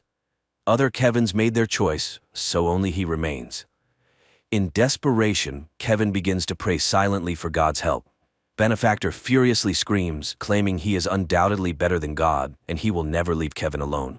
And the more furiously Benefactor curses, the more fervently Kevin prays until suddenly Satan disappears, leaving Kevin in this reality. Horrified at what he has just done, Kevin apologizes to Tina's family and leaves. But stepping outside, he finds the world has changed. Police and strange masks are everywhere, and there are bans on virtually everything. 5 years later, Kevin is still in this reality, where most of the planet is destroyed by a constant war, after which the shifters came. At first they operated secretly, moving between alternative universes and expelling everyone who was inconvenient to the totalitarian regime. Billions of people disappeared, but then came Benefactor, who took away people's hope and faith. This is where he wanted to recruit helpers until Kevin arrived. It was after that illegal prayer that he was declared wanted as Kevin, who refused to work for the devil. After that, Benefactor tried 7 times to make him accept the offered terms, but Kevin consistently refused, enduring physical torments for it. Kevin bandages his numerous abrasions, listening to the Vika Theater advertisement, where anyone can see their doppelganger from another reality, and pondering rumors that the shifters have left this world. No one knows who the shifters are, as they freely walk between worlds and can take any appearance. Kevin's great desire was to obtain their devices for moving between universes, which they wore on their wrists, because then he would have the opportunity to return to his own world. Meanwhile, he goes to work, where he has only one friend, Gabriel. After work, the man goes to the city gray slums, where the majority of the population lives. People here have nothing, not even hope. Kevin tries to do what he can and help whomever he can. The Holy Scripture is banned, but Kevin memorizes as much of the Bible as possible and distributes it through his friend Gabriel, and he constantly remembers his wife and the birth of his son. But all happy dreams about them end in a nightmare. One day, Gabriel wonders if it was worth expelling Benefactor like that, if Kevin never received any divine assistance. Maybe there was never a God. Kevin reminds him of the scripture pages, but he doesn't believe in the possibility of a coming. After such a conversation, Kevin goes to the Vika Theater, whose owner he knows. Russo has been unsuccessfully searching for his lost cat for a long time and is not very happy about the man's arrival, but still allows him to participate in the session. People used to simply want to see themselves happy and came here to forget the bad, but now everyone orders a reality for viewing where they are humiliated and beaten even more than in real life on this planet. Russo doesn't control the visions, he just turns on the equipment. This time he hands Kevin the remote, warning him that his visions are limited by the number of his doppelgangers. And the man starts the session, hoping to see his Molly. He sees himself as a gangster, then a lover, a prisoner, an alcoholic, and suddenly Molly appears on the screen. Kevin jumps up and the session immediately ends. Russo doesn't believe he managed to find his wife, but he still sets a new session time. The man leaves and finds himself in a crowd restrained by police. It turns out, after a long absence, Benefactor has arrived in this world, and the police are shooting everyone without trial who causes disturbances. Gabriel pulls his friend from under fire, and the pair hides in an abandoned house. In the evening, Kevin goes to the store and suddenly remembers how their son disappeared when they went shopping and got distracted talking to friends. The child wandered off and vanished without a trace. Their family couldn't withstand this blow. They started to argue, and Molly became addicted to alcohol. That's when he gave her the medallion with the resurrection symbol, but Molly threw it away. The man runs away and meets his neighbor, who invites him over, introducing him to his wife and 2 daughters. But when Kevin is about to leave, the neighbors suddenly detain him because they recognize Kevin, who refused to sell his soul to the devil. And when he denies it, the girls sing a church hymn for him, bringing Kevin to tears. The neighbors want to know anything about God, and the man recounts to them the parable of Job. Suddenly an alarm sounds, and turning on the TV, people learn about Benefactor's arrival for another recruitment of Kevin. Citizens selected for this mission must arrive at a specified place under threat of death. In the morning, Kevin goes to Russo's Vika Theater again. Russo is frightened by Benefactor's return and lets the man in very reluctantly. Russo is upset. His cat has been missing for 4 years, and he thinks she will never return, although hope still flickers. Kevin sits in the chair and summons visions, and suddenly he sees Molly again. But in this world, she lives with her mother and a little daughter, and on her chest hangs a pendant with the resurrection symbol. Kevin realizes that this is his real Molly, but Russo doesn't know how to find her, especially since Kevin doesn't have a device for moving between universes. Then the man goes to Gabriel and acquires illegal firearms from him, intending to force Benefactor to return him to his former life in the old reality. The next day he sees Benefactor recruiting another newbie in a cafe, but the street is cordoned off and it's impossible to get closer. Waiting until the police are distracted by a fight, Kevin runs into the cafe, but upon bursting inside, he finds himself in his room. He doesn't understand what happened and goes outside, but immediately armed police confront him and the guy returns to his room. He tries a few more times to get to the cafe, but they open fire on him. In despair, Kevin throws away the gun and turns to God, but instead, Benefactor and Gabriel, who denies knowing Kevin, appear in the room. Satan mocks the foolish man who entrusts his writings to some coward. Kevin is still waiting for the coming, but he is not needed by God, and he will never come to him. So he can live well only by coming to Benefactor. Satan also refuses to talk about Kevin's missing son and admits that among all the doppelgangers, only he refused to cooperate. Outside, a scream is heard, and dashing out the door, Kevin sees a police officer shooting his neighbor. Then they open fire on his room. Kevin falls, dropping Gabriel, but the friend is already dead. And then Kevin sees on his hand the device for moving between universes and realizes that he has been one of Benefactor's minions all this time. He removes the device and instantly shifts to another reality, but around him is a desert. Kevin activates the device again and falls into a lake, emerging from which he again realizes that this is not his world. And again, he activates the device. In one of the realities, he ends up in a psychiatric clinic where several shifters with Gabriel's face greet him. He tries to run away from them, but they open fire. Kevin hides, and in one of the rooms, he suddenly sees Tina, who recognizes the man and asks to be returned home to her family. He activates the device for moving again and finds himself in the home of his doppelganger, who accepted Benefactor's offer. Recognizing Kevin, who refused to sell his soul, the doppelganger points a gun at him and tries to take the device, but Kevin manages to shift back to his bullet-riddled apartment. Kevin sees his neighbor being taken away by an ambulance as passers-by recognize him. The man has to run to Russo's Vika Theater. He sits in the chair, finds Molly, and enters the coordinates of her reality into his device. And immediately he finds himself in a large store where his wife is walking with friends. He cries from happiness at seeing her, but the woman reminds him that the collapse of their marriage was initiated by him. She has found someone else and is happy. Then he sees his pendant and admits that he believes in the possibility of restoring their past relationship. Suddenly, Benefactor returns Kevin to the totalitarian universe in Russo's Vika Theater, and right there next to him is Tina. Satan shows Kevin Molly crying after their meeting and reminds him that he can still bring her back. But in the corner, a broken Tina is weeping, and only Kevin can decide whom and where to return.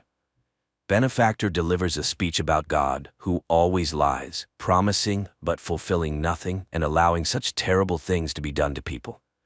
And suddenly Russo hears the meowing of his cat. She has indeed returned.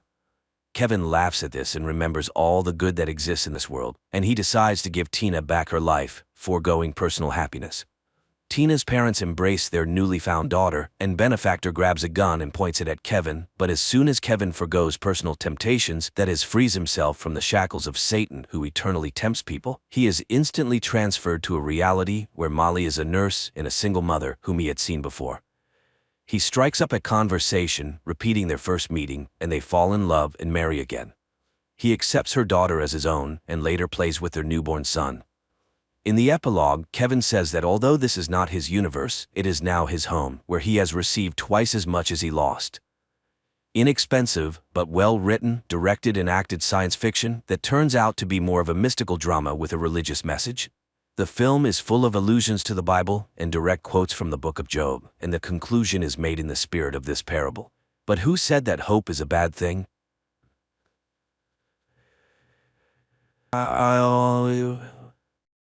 One day, an unidentified flying object lands on Earth, after which a crystalline tower grows above it. However, all attempts to make contact prove futile. Sometime later, astronaut Nico receives an offer to lead a mission on the spaceship Salvare to the presumed homeland of the object in the constellation Canis Major. A month into the journey, Nico wakes up on the spaceship, although they are still far from their destination. The spaceship's artificial intelligence, William, informs her that Earth's scientists miscalculated the system's coordinates, and now it will take about 7 more months to reach the alien's planet. Nico orders the crew to be awakened, who are surprised by her appointment as commander.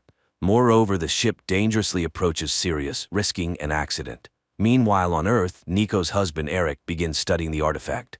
On Salvare, Nico decides to bypass Sirius and orders the crew to be put back to sleep, but the crew sides with the former captain Ian and puts Nico to sleep despite her resistance. Ian directs the ship as close to Sirius as possible. The engine's power drops and it shuts down. Nico forces herself to wake up, takes manual control, and saves everyone. At this time on Earth, the alien object suddenly starts sending signals in the form of musical compositions transmitted by Eric. In space, it turns out that all communication in the sleep system on the ship are disabled. Additionally, Ian cannot accept his defeat.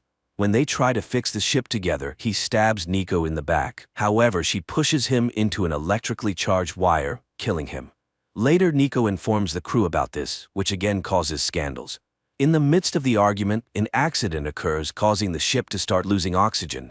They have only 5 hours before complete unconsciousness, and the engineer finds a nearby planet with oxygen. After some time, the crew finds a planet where a special mineral, ring woodite, containing oxygen, can be mined in caves. To fly to the planet, Nico wakes up the second pilot, CAs. Part of the crew descends to the planet and finds a cave full of the necessary crystals. While working, the engineer opens her helmet because the oxygen level is 19% and she can breathe perfectly. Finally leaving the cave, the astronauts see a rising moon they somehow missed. Nico has to command an urgent takeoff. The ones left behind see the ship take off. People think Nico abandoned them to die when a shuttle piloted by her descends nearby and the captain picks up the crew members. On Earth, Eric takes their little daughter to the artifact, where he states that the aliens might be trying to communicate. As if they wanted to do something bad, they would have done it already. Meanwhile on the ship, one of the girls, Petra, suddenly falls ill. Tests show elevated stress hormones. Nico asks to move them closer to Sirius when suddenly the temperature inside Salvare rises. The captain takes manual control but suddenly loses her vision. It turns out her stress hormones are off the charts as well. Astrobiologist Julian quickly identifies a high level of boron in her blood, checks soil samples taken from the planet, and reports that he has isolated a virus from them. The crew gathers to discuss the situation. Unexpectedly, Petra feels something growing from the back of her head. It turns out to be her nervous system, which kills her.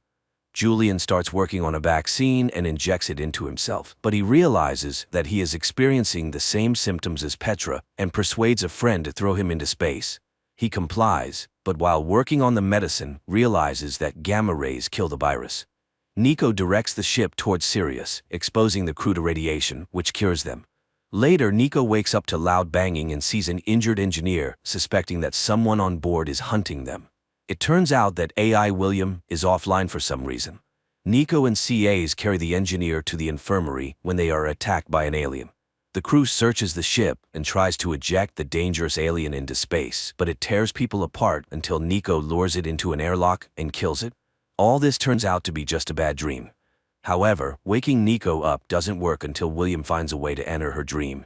Seeing him, the captain realizes she must accept what happened to her first ship when she had to sacrifice part of the crew to save the rest. Nico finally says goodbye to her fallen friends to move forward. She suddenly wakes up. She is informed that they have encountered a moon along the way where fresh supplies can be obtained. Moreover, William has detected the same signal as on Earth. They look at the moon's surface and see the same alien object. The Salvare crew heads towards it. The alien object looks abandoned, and people realize it is much weaker than the one that arrived on their planet, and there are no living creatures around for some reason. Nico asks engineer Sasha to take a sample, while she and CAs inspect the surroundings and find a fragment of the artifact. At this time, Bernie is attacked by an unknown creature and bitten on the leg. He experiences pain, and his skin turns green. Meanwhile, Sasha explains to the artifact how Earth is structured when something grabs him and pulls him inside. Meanwhile, CAs and Nico find a forest covered with flowers that cause a strange feeling of euphoria. When the effect wears off, the astronauts return to the artifact, where Sasha tells them he had a strange dream. The group heads back to Salvare when they notice a spider-like creature rapidly approaching. However, the astronauts manage to escape. They go through decontamination, not noticing a small alien creature that infiltrated the ship. At this time, Sasha unexpectedly sees his doppelganger, and William suggests the idea that the artifacts are research probes, similar to those humans send to unknown planets. Suddenly, the AI starts flickering, and a fire breaks out nearby, which CAs rushes to extinguish. However, William does not appear. People try to bring the AI back online, but they fail. Sasha continues to see his doppelganger, and the engineer finds the alien. After repairs, William finally returns, but suddenly, he starts seeing fires everywhere that aren't there. He initiates a protocol that splits the ship into two parts. Nico goes into open space to check the hull. Suddenly, the captain is thrown away from the ship, but as soon as Nico examines the accident site, Salvare activates an energy shield and it disappears. Alone in the cosmic void, Nico tries to establish communication. CAs does the same, although some of the crew are convinced of Nico's death. She has only 4% oxygen left when she sees Salvare passing by. Nico uses the remaining oxygen to send a signal, by which she is found. The captain explains where exactly the malfunction occurred, and the crew rushes to fix it. However, the system reports a breach in the seal. While fixing the damage, the engineer dies. However, William returns. Sasha reviews the scan results of his brain and deletes the file. Meanwhile, on Earth, Eric suggests working with the artifact using light, which leads to success. Suddenly, a door opens beneath the artifact. They send a drone inside. However, the signal is lost, and Sasha's image appears on the monitors. On the ship, Sasha eavesdrops on a conversation about the upcoming arrival in the Canis Major system and the danger of dark matter. Meanwhile, on Earth, Eric volunteers to enter the artifact. However, the signal is immediately lost. Instead, Sasha appears before Eric and leads him to an auditorium where he and Nico met 20 years ago. She recounts their first date, proving it's her. However, Eric realizes it's an alien and starts asking questions. Nico shows him calculations on a board, and Eric easily solves an unsolvable theorem on Earth when his daughter calls him. He exits the artifact and faints. Meanwhile, on Earth, the minister decides to enter the artifact with the military. Eric rushes after them upon learning this. His daughter cleverly follows him. On the ship, programmer Javier tells Sasha that their ship can direct an energy beam to destroy an entire planet if the aliens are hostile. Sasha corners Javier, ordering him to explain how to disable William and destroy the ship. His eyes turn white, and two needles emerge from Sasha's eyes, piercing Javier's eyes. Strangely, his father, the minister next to the artifact on Earth, sees all this. The artifact starts to blacken, and a massive sound wave knocks everyone down. Eric finds his unconscious daughter on the ground. Meanwhile, Salvare enters a massive dark matter cloud. People see lasers shooting past them. William notes elevated hormone levels in the entire crew. It seems dark matter increases serotonin levels. The lasers are charged hydrogen particles, and everyone is experiencing hormone effects similar to illegal substances. Sasha watches the merry crew. Later, he disables access to ship controls. His double, visible only to Sasha, suggests waking all the engineers to figure out how to disable the planet killer function. However, William's scream is suddenly heard. Meanwhile, on Earth, it turns out Jana has developed acute leukemia due to the artifact. On the ship, the malfunctioning AI William tells Sasha how to reboot him. Later, the team finds a CT scan of Sasha in deleted files and realizes he is no longer human. An alien parasite is in his brain. They hear the second pilot's screams and see strange tendrils emerging from Sasha's eyes, reaching for the pilot's eyes. Nico and CAs manage to save the pilot, lock Sasha in the control room, and activate the alarm. Nico realizes the aliens chose Sasha as the crew's killer because she treated him dismissively. Then she notices William also looks strange. He needs a backup, but those files are no longer available. On Earth, a journalist who visited the artifact agrees to an alien implant and now says the aliens are called Akaya. The energy surge was defensive, not knowing Jana had a genetic anomaly. However, the Akaya can cure her. Meanwhile, the engineer connects Salvare's cooling systems, but Sasha disconnects them again. They go back and forth until Bernie electrocutes the system and himself simultaneously, breaking all connections. Sasha then tries to cut off oxygen supply to all lower decks, but a severe headache starts. He admits it's not him, but Akaya, opposing the captain. Nico asks him to convey to the aliens that they don't want to fight, but if he kills everyone on the ship, it will force humanity to act with force. Nevertheless, he cuts off the oxygen, directing the ship towards a black hole. Nico orders an evacuation to shuttles, but plans to stay on the ship and fix the situation.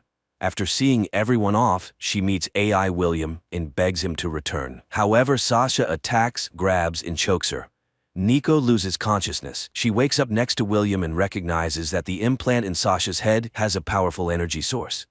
This means it could be used to generate the impulse needed for flight. Meanwhile, the crew hears Nico's voice. She reports that William is back with her and they can return. Sasha's brain has become an energy source. Soon, Salvare reaches its destination. The astronauts head towards the Akaya city but decide to land nearby. CAs and Nico reach the caves, where they spot a winged alien. Nearby is an alien AI that suddenly speaks to them in Earth's language.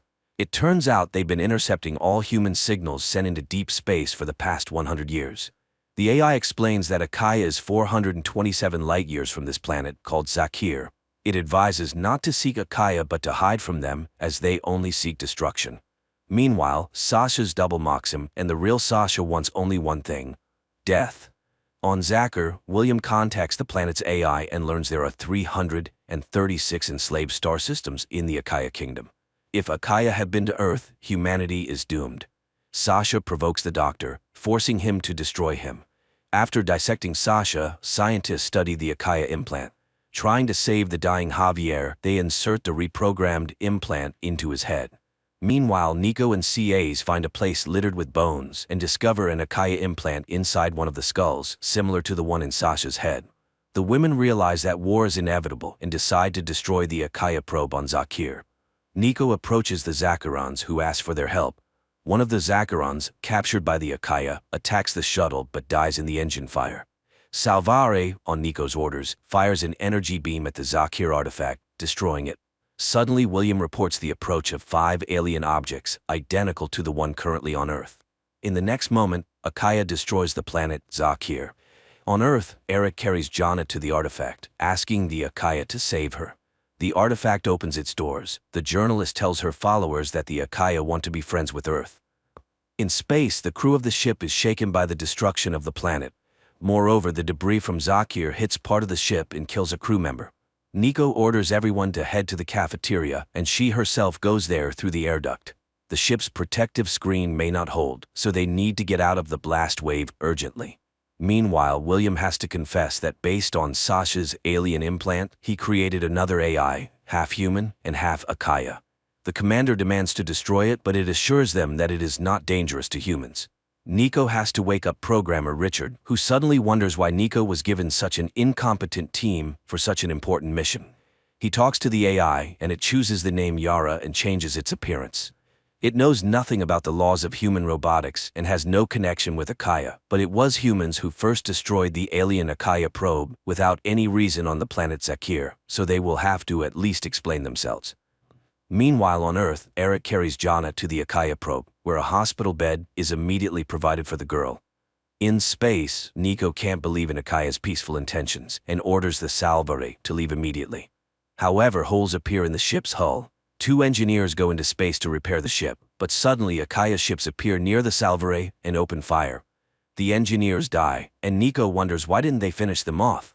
Yara contacts Akaya, who declare that they want negotiations with Nico. On Earth, the Akaya probe closes its doors, leaving Eric outside. Meanwhile, on the Salvare, Nico asks CAs to try to return to Earth because she has already started a war. Sometime later, Nico heads to the Akaya ship on her shuttle, losing contact with the Salvare. Soon, Nico sees a wonderful light ahead and enters it. Many glowing beings swirl around her, until the woman suddenly finds herself near her daughter's bed. Jana wakes up and calls her, but Nico doesn't believe in the reality of what's happening. The girl talks about her illness, and the mother gives a ring. Jana runs outside where Eric meets her. Nico also runs after and suddenly finds herself in front of her mother. Nico suddenly realizes that her mother's image was borrowed by the aliens. Akaya confirm this and ask Nico to inform Earth about their peaceful intentions. However, Nico is sure they have different understandings of good. She accuses Akaya of destroying an entire planet, but the alien reminds her that the Zakirians were killed because of Nico's actions, bombing the probe. At that moment, Yara appears next to them. Akaya accuses the AI of serving humans, grabs Yara by the throat, and pushes her back onto the Salvare, where she tells the crew what she saw. Meanwhile, Nico argues with Akaya, proving she is ready for negotiations. The simulation changes, and Nico finds herself at her daughter Jana's funeral. Eric accuses her of abandoning the family, to which Nico responds that between family and humanity, she would choose the latter. Outside the simulation, Nico sits with her eyes closed while a small spider-like robot climbs over her body. In the simulation, Eric suddenly attacks her, and Nico has to fight. She wakes up and finds herself crushing the robot. At this time, CAs finds her and takes her to the shuttle. On Earth, Jana gives her father's wedding ring to Eric. On the Salvaray, they notice the appearance of Akaya ships, so Richard orders to prepare for light speed and asks Yara for help, promising to disable her control. Meanwhile, Nico and CAs see the ship taking off, leaving the women on the enemy's vessel. Akaya immediately sedates CAs, who finds herself in a simulation with her long-dead brother. Nico realizes that Akaya is chasing the Salver. On the ship, William detects a gravitational wave behind them, which Richard interprets as the Akaya ship. However, he hopes that CAs and Nico are still alive and arranges a meeting with Yara in the cryo chamber, where he goes to wake up Engineer Dylan, who has combat experience. Meanwhile, CAs tries to determine if her encounter with her brother is real. Suddenly, she hears Nico's voice trying to reach her mind. Then Akaya transports CAs to her friend's wedding, but CAs demands to be released and to take the probe from Earth. Akaya insists they are trying to save her planet from humanity's problems and crimes.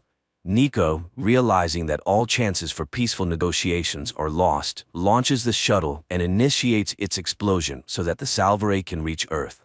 However, the shuttle stops and Akaya attacks Nico. Nico tries to hit her, but the alien throws her away and announces Cass's readiness to obey. However, she begins to fall apart when the Akaya ship suffers serious damage. The Salvaray crew tries to understand what's happening, and Dylan identifies the impact of an energy burst from a neutron star. William detects the damaged Akaya ship that has stopped nearby. Apparently, neutron stars affect them differently, but the main thing is that he doesn't detect any signs of life on the enemy ship. Meanwhile, Cass's simulation turns into a tragedy. She sees her dead friends. Anthony still tries to get her consent to cooperate, but unexpectedly dies. It turns out it was Nico who ripped off the Akaya implant from her friend, thereby ending the simulation. On Earth, Eric discusses the situation with the ring with his colleague because he is sure it was on his wife's hand on the day of departure. The man goes outside, where he is kidnapped by a masked stranger. He wakes up in a basement where the kidnapper warns him that Akaya is not Earth's friends. Meanwhile, Nico and CAs head to the shuttle and see the Salvaray nearby, which is experiencing another energy burst from the neutron star. Unlike Akaya technology, it remains almost unscathed. Richard realizes they could create neutron weapons against Akaya and orders to prepare for return to Earth without considering Nico and CAs. Nico contacts the Salvaray using a helmet, which William hears. The women prepare to return to the Salvaray when Akaya addresses them. Begging to be saved, they swear they won't harm Earth, and people believe the aliens. Nico and CAs return to the Salvaray, where Richard explains that Akaya spaceships are susceptible to neutron flashes. Dylan proposes to tow the Akaya ship beyond the reach of the neutron star, and Nico approves. People manage to start towing, but the artificial gravity on the Salvaray fails. Nico has to make a tough decision and lead the alien ship to be destroyed. Later, William reports that the power shutdown was initiated by Yara. However, she insists she didn't sabotage the ship's thrust. Meanwhile, CAs calls her friends to show them a habitable planet. Nico asks to wake up the chief colonist. At this time, Dylan slows down Yara's data processing and finds navigation structures. Although this causes the AI great pain, it doesn't stop Richard. Yara's screams are heard by Nico. She orders to stop the torture despite Yara confessing involvement in stopping the Salvaray's engines. After that, the commander asks Yara for forgiveness, but she no longer trusts humans. Meanwhile, CAs wakes up colonization specialist Paula. William suddenly notices that some hidden process is running through his code, as if the AI was damaged, but when Dylan opens access, an AI named Gabriel appears before them. Meanwhile, CAs, Bernie and Paula settle on the new planet, which is rich in fauna. On the ship, Gabriel introduces himself to Nico and says he is the original AI that was supposed to be on the Salvaray, while William is an inferior version. That's why William woke up the wrong team, couldn't detect the moon, and created the alien AI. William confirms his words, and yielding to Gabriel, he shuts down. Yara stands up for William, but Gabriel reports he found a way to get them home faster. On Earth, Eric continues to walk around the alien probe until it opens a door in front of him, and Akaya appears in the form of his double, who promises him a meeting with his wife. On the ship, AI Gabriel wonders why Yara didn't ask Akaya how to become free. Dylan informs Nico that he checked Gabriel's code and found he doesn't know when it was created, as if he had rewritten himself. Nico asks to disconnect Gabriel and calls Yara when Dylan suddenly feels strangled and passes out. Nico also loses consciousness, unaware that Gabriel is changing the ship's course despite Yara's protests. She hacks into Gabriel's memories and learns that during the test, it was he, not William, who failed all tests and was to be deleted. Yara recalls her experience and tortures Gabriel. Meanwhile, air supply is restored, people regain consciousness, and William returns to find out the truth. However, Gabriel fights him, and Yara realizes their codes are too intertwined, so both must be deleted to try to restore William later. Dylan performs a reboot. Meanwhile, the colonists try to contact the Salvare but get no response. Paula suggests naming the planet, where she has already found many useful minerals, but people don't know they are being watched by the local civilization. On the ship, Dylan brings William back, but it's his early version, lacking memories. At this time on the planet, people wake up to a noise near the shuttle, go to the sound, and find strange tracks. Paula notices some creature and shoots it. Then they are lifted onto the ship, where the doctor immediately starts analyzing the tracks in the blood of the unknown creature. Paula shows how many useful minerals the depths of the discovered planet hold. Moreover, it is very close to Earth. Meanwhile, the doctor reports that the creature's blood was yellow due to the lack of hemoglobin, similar to terrestrial insects. Nico decides to fully analyze the planet. Meanwhile, Richard and Yara study Akaya's route and realize that they are always connected, and see how cosmic strings are formed, serving as a source of energy for the aliens. At this time on Earth, Akaya tells Eric that they want to see humans on Earth, but not in space. The alien gives the man a sphere that will help restore nature on Earth. On the new planet, Paula is analyzing the composition of the trees when a large wooden stake flies into them, followed by a creature emerging from the bushes. It seems to be trying to talk to CAs, but Paula shoots it, and it dies. Later, CAs tells Nico about the creature, which she describes as having war paint and being armed, but Paula characterizes them as cavemen. However, Nico reminds them that according to the rules, they cannot colonize a planet with an existing civilization, but Paula refuses to leave the Paradise Place. Meanwhile, Yara explains to the commander how Akaya's cosmic strings work and suggests doing the same. Dylan starts testing and stabilizes the wormhole.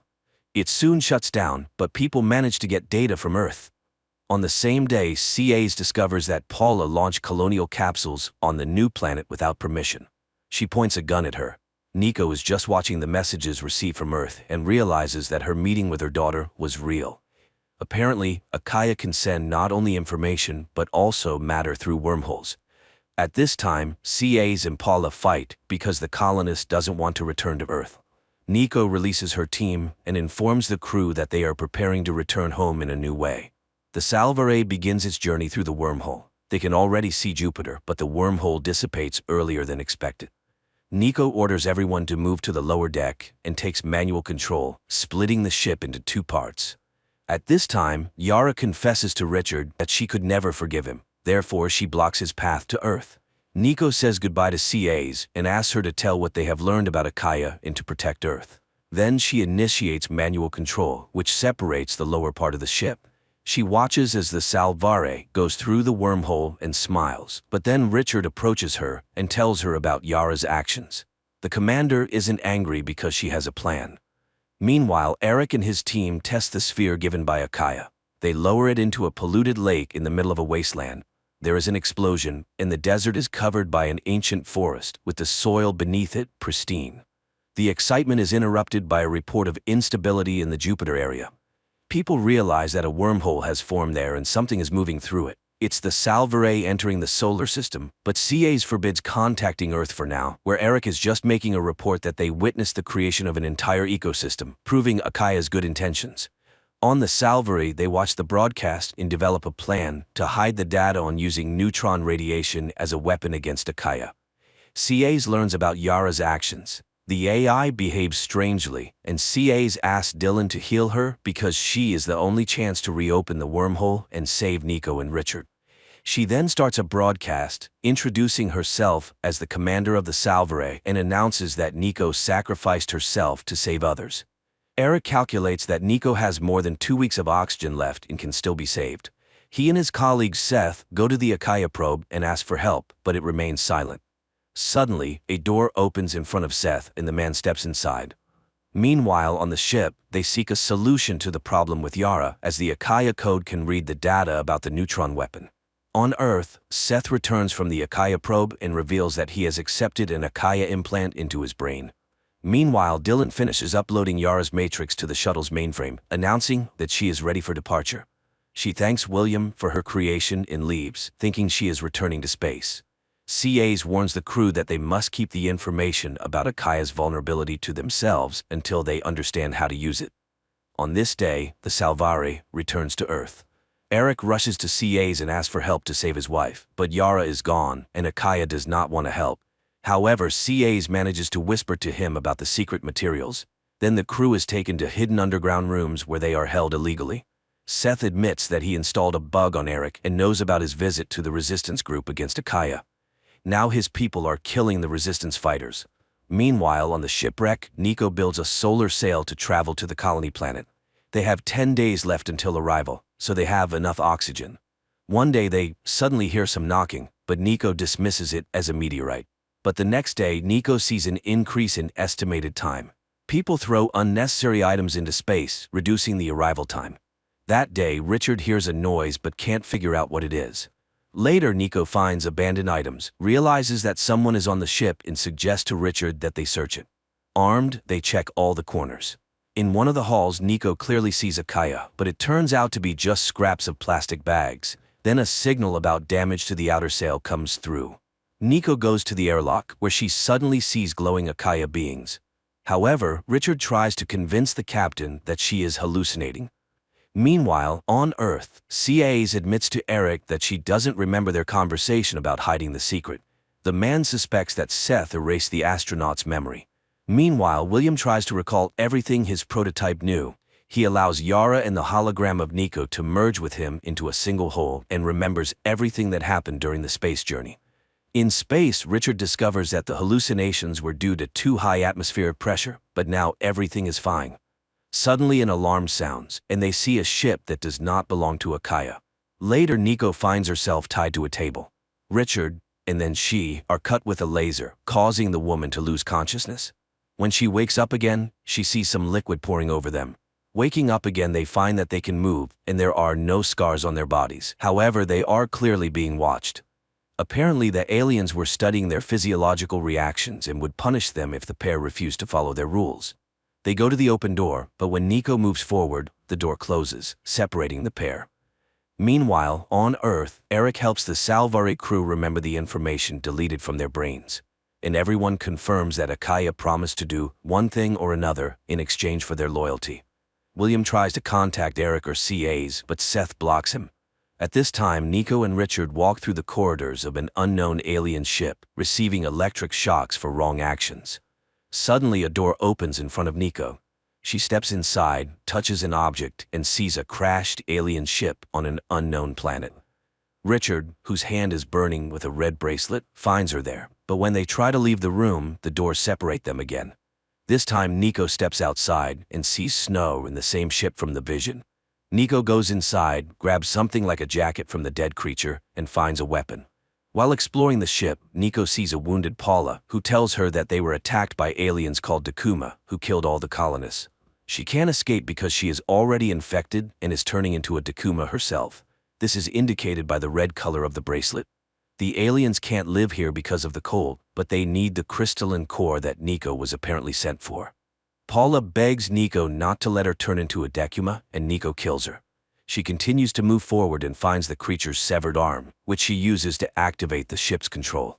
Meanwhile, on Earth, Eric helps the Salvare crew escape. At this time, Nico returns to Richard, unfastens his bracelet, and the pair tries to escape. But there is no way out, and Nico challenges Dakuma, threatening to blow up the entire ship. Dakuma comes out and strangles her, but Richard activates the cooling system and freezes the alien. Later, Nico cuts off Richard's infected arm and immerses his body in the regeneration liquid. Nico wakes up the restored Richard and activates the Decuma ship's systems. She suddenly notices Akaya probes. This means the aliens are aware of each other. She decides to ask Akaya for help to return to Earth, but for this, she needs to get inside the Akaya probe. Meanwhile, CAs and Eric reach the Salvare and call William, but he does not respond, as his developer Ursula and Seth are working on him, planning to destroy him. At this time, on the Decuma ship, Nico and Richard find various weapons belonging to captured species. Richard dons armor and steps onto the unknown planet first. Struggling to get used to the thin atmosphere of the planet, they find a cave where the Akaya probe is located. In the cave, they find inscriptions on the walls and the bones of creatures that once lived there. Suddenly, the probe opens its doors in front of them, and the pair steps inside. At this time, Seth tells William that Nico and Richard are on the planet Chitala, and he orders Eric to be brought to him to implant his head. William immediately informs Eric about this, and although CAs tries to protect him, Eric is captured. William tells him that his wife is alive, but to bring her home, he must accept the implant into which William will be uploaded and become the new William in a human body. Eric agrees, and Seth immediately kills the guard, from whose mouth an alien spider emerges and moves towards Eric. However, William refuses to continue until Nico and Richard are safe. Seth immediately mentally transports himself into the probe, meeting Richard and Nico. Receiving consent to accept the implant, he announces his intention to open the door to Earth for them. At this time, CAs enters the room, and while she hits Seth, Ursula volunteers to help William, having seen what Seth is capable of. Taking advantage of this, Nico and Richard run through the door and find themselves on Earth. Seth reports that Akaya is angry and their ships are ready to attack. The survivors joyfully communicate by radio when they are met by the military, and Nico asks them to hurry and prepare the army for Akaya's attack, especially since they know how to kill them. Meanwhile, Eric and William adjust the Salvare's thrusters, turning it into a neutron weapon. Suddenly, a signal indicates the appearance of a wormhole between Earth and Mars, from which an Akaya ship emerges, and the Salvare destroys the alien ship. Everyone is happy that the neutron weapon worked. The commander and Nico recognize that relations between humanity and Akaya are bad since the aliens spread death everywhere, but Seth is sure it's quite the opposite. At this time, people detect dozens of opening wormholes, and Seth makes new demands to accept Akaya's ships in implants, and most importantly, to destroy the Salvare. Then Akaya will spare Earth. Later, Nico and Eric see each other again. He returns of her wedding ring, and she gathers the team and announces that a total of 59 Akaya ships have been detected. Then William suggests studying the debris from the already exploded ship where a captive Akaya is found, who behaves very quietly, apparently due to the lack of a power source. During the study of Akaya, it is revealed that Akaya is a highly developed AI that captures the universe by destroying biological life. Then Dylan proposes using a computer virus that will be implanted in a human. Then it is necessary to implant the Akaya implant into the infected human to infect the entire Akaya system with the virus. CAs volunteers to be a test subject. While discussions are ongoing, Nico quietly reaches Akaya, announcing that he can return to his kind within her. Eric tries to stop his wife, but is too late. She accepts the implant, and Eric releases the virus. Then CAs leads Nico inside the probe. They are met by Akaya, who says there will be no negotiations because humanity is a cancer in the universe. The alien taunts Nico, turning into people close to her and saying hurtful words. Suddenly, Eric sees the probe begin to disintegrate, and Akaya starts to feel pain. Nico shoots him with his own gun, grabs CAs, and they leave the probe, which is eventually destroyed. After all the events and victory, Nico finally embraces her family. Unexpectedly, the commander reports that new wormholes have opened. Signals come from all corners of the universe. Thousands of alien civilizations reach out and thank them for being the first to fight back against Akaya, instilling hope in other civilizations in the universe. This concludes the series.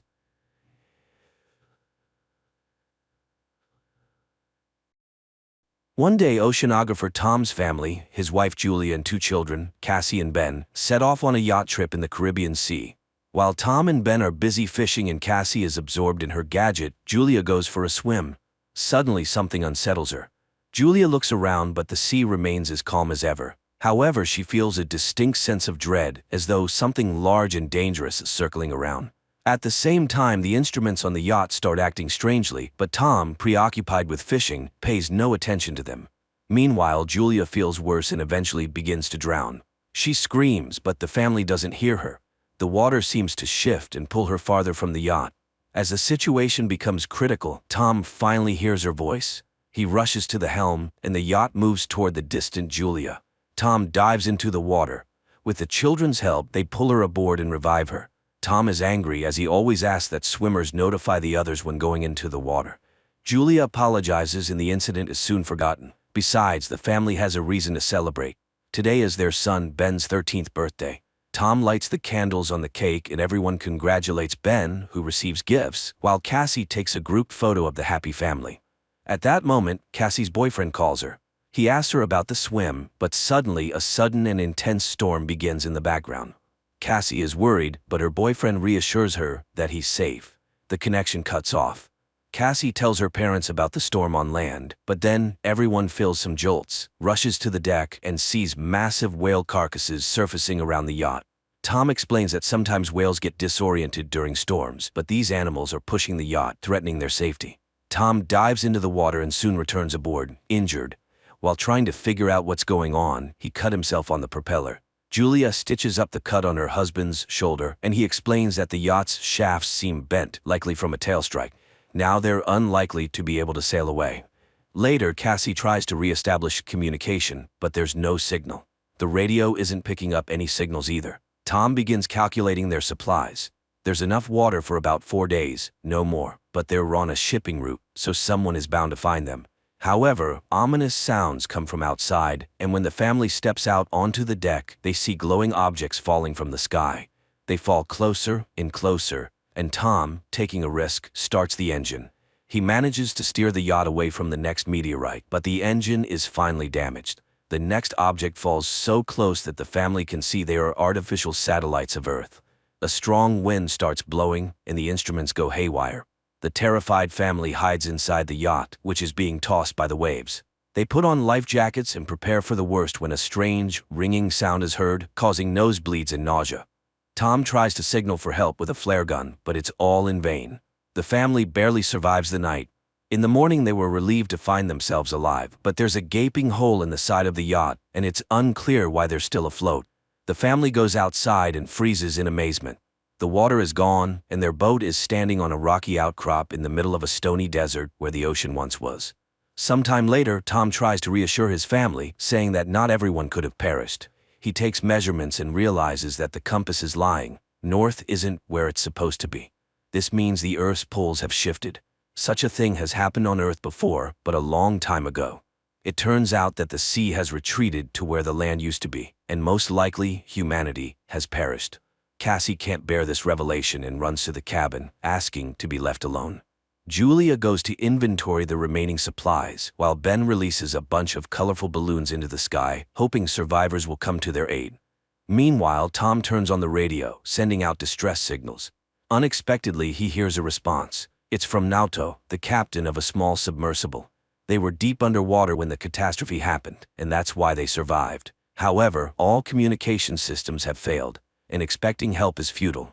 According to his calculations, the sea will return in about a week, and it will be harsh, so the man advises them to find higher ground and stay there. Julia orders the children to pack their things. Tom directly asks the captain if he can save their children. Naoto explains that the submersible is very small. Unfortunately, Naoto's partner died, and he can only take one person. After some persuasion, Tom convinces Naoto to take both children, and he provides his coordinates. Tom charts a course on the nautical map and promises to reach the location in a couple of days. The next morning, the family is almost ready to embark on their journey. Tom steps onto the deck and suddenly sees a man with a dog approaching. He walks toward him and greets him, but notices that the man is injured. He offers the traveler some water. The man drinks it and then suddenly punches Tom in the face, which Julia sees. She rushes to her husband as the traveler plunges a makeshift spear into Tom's chest. The dog keeps Julia at bay, though she freezes in horror herself. Realizing there's no saving her husband, she runs to the yacht. The man pursues her, injuring her arm. Nevertheless, Julia climbs onto the deck, and the children, hearing her screams, run to her aid. Together, they barricade the doors to the cabin. After that, Julia hides Cassie and Ben in a locker, giving her daughter the flare gun and instructing her to shoot only as a last resort. Meanwhile, the killer tries to break down the doors and eventually succeeds. Julia hides in the bathroom, patching up her wound. Entering, the intruder heads straight to the galley and grabs some food. It's clear that he's very hungry. Holding a can of food, the man begins searching the yacht while Julia arms herself with a kitchen knife. He enters the cabin, but the woman jumps overboard, hiding beneath the yacht. The killer peers through the hole but doesn't see her. However, the dog attacks Julia, forcing her to kill it. The man hears the yelp, goes outside, and finds the dog's body. Meanwhile, Julia climbs back onto the yacht through the portholes on the opposite side. She falls straight into the killer's hands. He beats her, throws her onto a couch, and grabs her throat, intending to strangle her. Cassie witnesses all this and realizes it's the last resort. She opens the locker and fires at the man. The shot throws him to the side, but the flare sets the yacht on fire.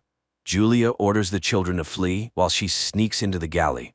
The killer, only injured, tries to attack again.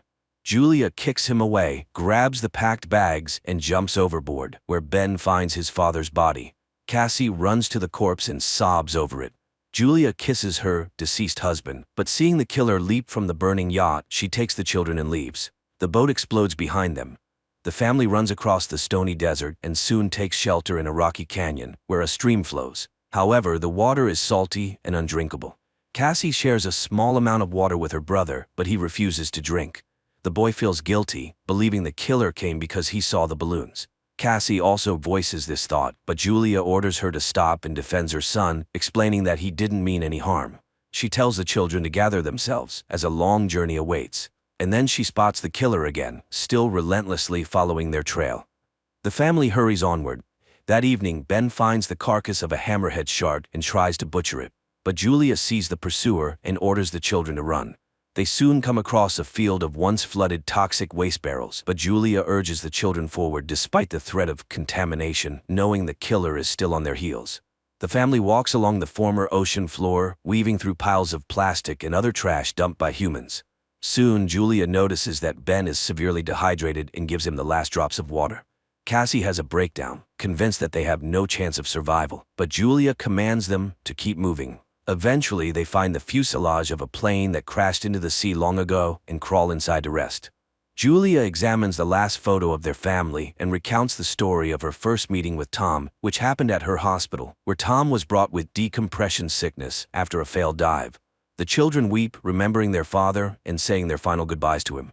At night, Cassie is awakened by a noise and steps outside to sit near the plane.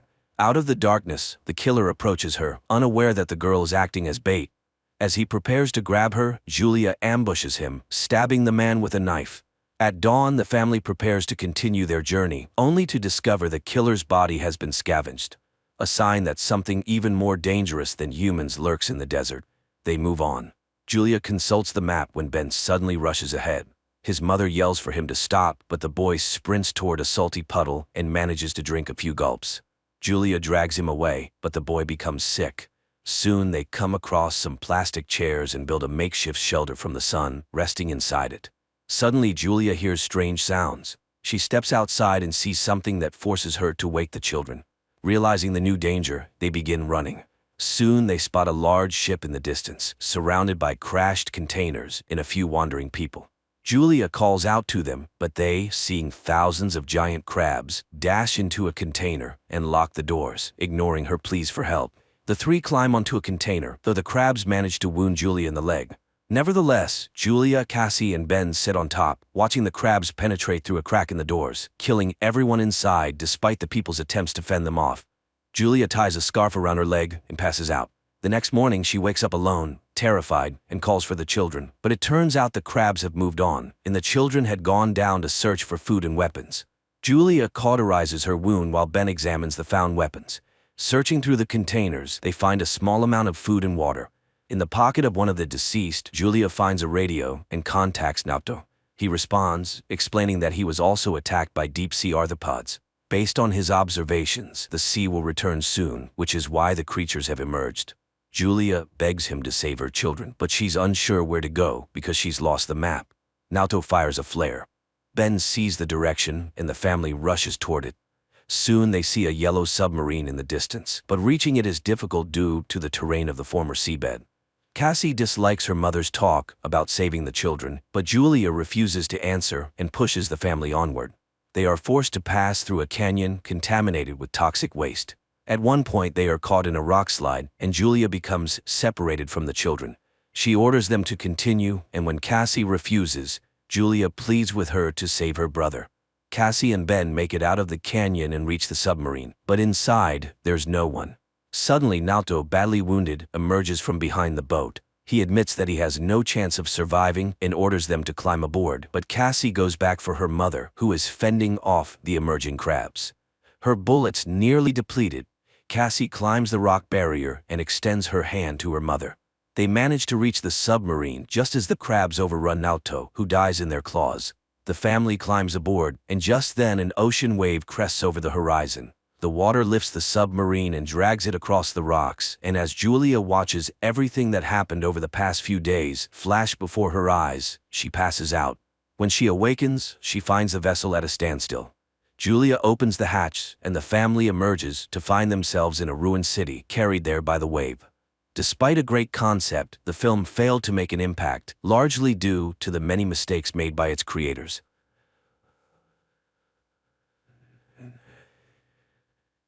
At the beginning of the movie, we see an experienced fisherman heading out to sea. Like thousands of times before, he casts his net from the boat, but something goes wrong and the net gets caught on something on the ocean floor. The fisherman dives down, but he can't make it back to the surface as a huge school of fish surrounds him. Charlie, a lighthouse keeper, calls her colleagues in Germany to discuss current affairs. She's interrupted by a signal on her monitor and rushes off to investigate. Charlie has to swim to the duty boy to dive into the water and retrieve a sensor that somehow got tangled up in fishing nets. Strange things are also happening in Canada. Leon, a young whale researcher, is called to Vancouver's City Beach, where a giant killer whale washed up a couple of hours ago. After examining the animal, he heads to the fishing dock to find out who among the poachers caused serious cuts to the killer whale. An old fisherman takes Leon to his boat and shows him the bitten side of the vessel which was used to try and overturn the killer whale. Leon doesn't believe this story, but the man is sure that the fisherman wouldn't lie to him and that they had to destroy the whale to save themselves. Charlie and her new friend launch a repaired sensor into the ocean, tasked with tracking marine animal population.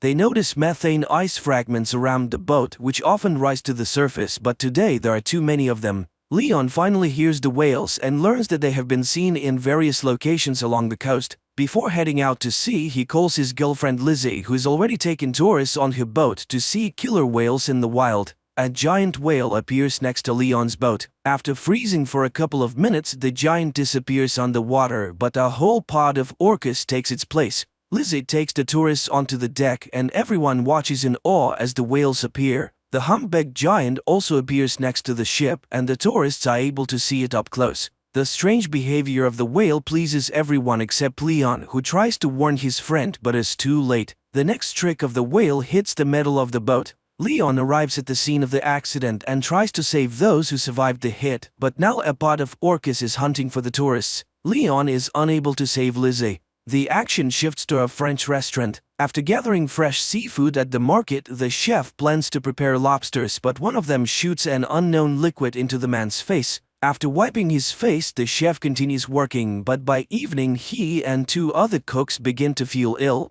The chef passes away that same evening, and the two young cooks are taken to the ICU, waiting for the test results to determine what happened. At the same time, a Norwegian ship in the sea lowers a camera to study an unusual phenomenon, an invasion of ice worms. A few specimens are brought to the surface for study, and the scientist finds a new peculiarity. These creatures have jaws and reproduce several times faster. A commission is formed, and everyone agrees that they have discovered a new species of worms and bacteria. Leon talks to the owner of a fishing boat, who is also a witness to the humpback whales attacking other boats the day before. In addition, Leon is shown another anomaly. The bottom of the ship that returned from the sea is covered with a thick layer of mollusks which has never been seen before. A group of scientists launches a sampler onto the seafloor to check the soil where worms were found. but due to a methane leak, an explosion occurs. The ship manages to survive, but the team is greatly frightened. The scientists are not only scared of the mistake during the operation, but also the results of the test. In addition to the worms on the seafloor, there are bacteria that eat ice and can reach the very bottom. Jess records a video message to Charlie when something strange suddenly happens and alarming readings appear on the monitors. The water under the ship starts boiling and something pulls it down into the depths.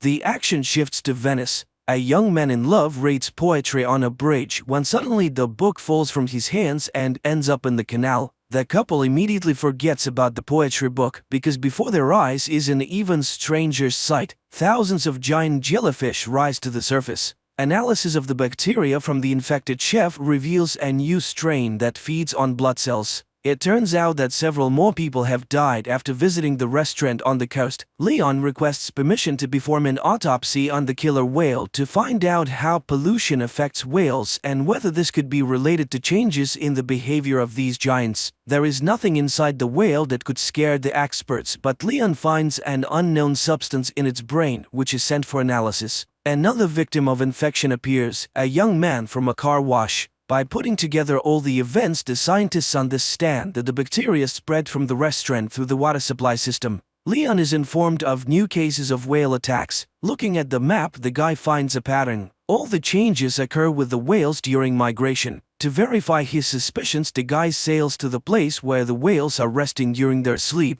The dive almost ends in tragedy, but Leon manages to install a camera on one of the whales and get out. Sigurd finds out that the Japanese have also found the worms, but they are not in a hurry to report it to the world. Recordings from the cameras are checked in 2 laboratories at once. Leon's footage shows that the whale pod descended to the very bottom, where they were met with strange glowing. Far from the events, a new incident occurs on the coast. Hordes of crabs crawl out onto the streets of a small village. Another shot of the seabed finally lifts the veil of mystery. It turns out that one of the oil and gas companies was drilling ice in a forbidden place and damaged the seabed for several kilometers. Leon has to sneak through a fence to get to the guarded port area to collect a few more mussels for analysis from the ship, but he is caught by security and arrested. In the morning, Mr. Sato, the Japanese owner of the ship, contacts Leon. He asks the guy not to trespass on his territory in this way again, but promises to provide access to all materials for study.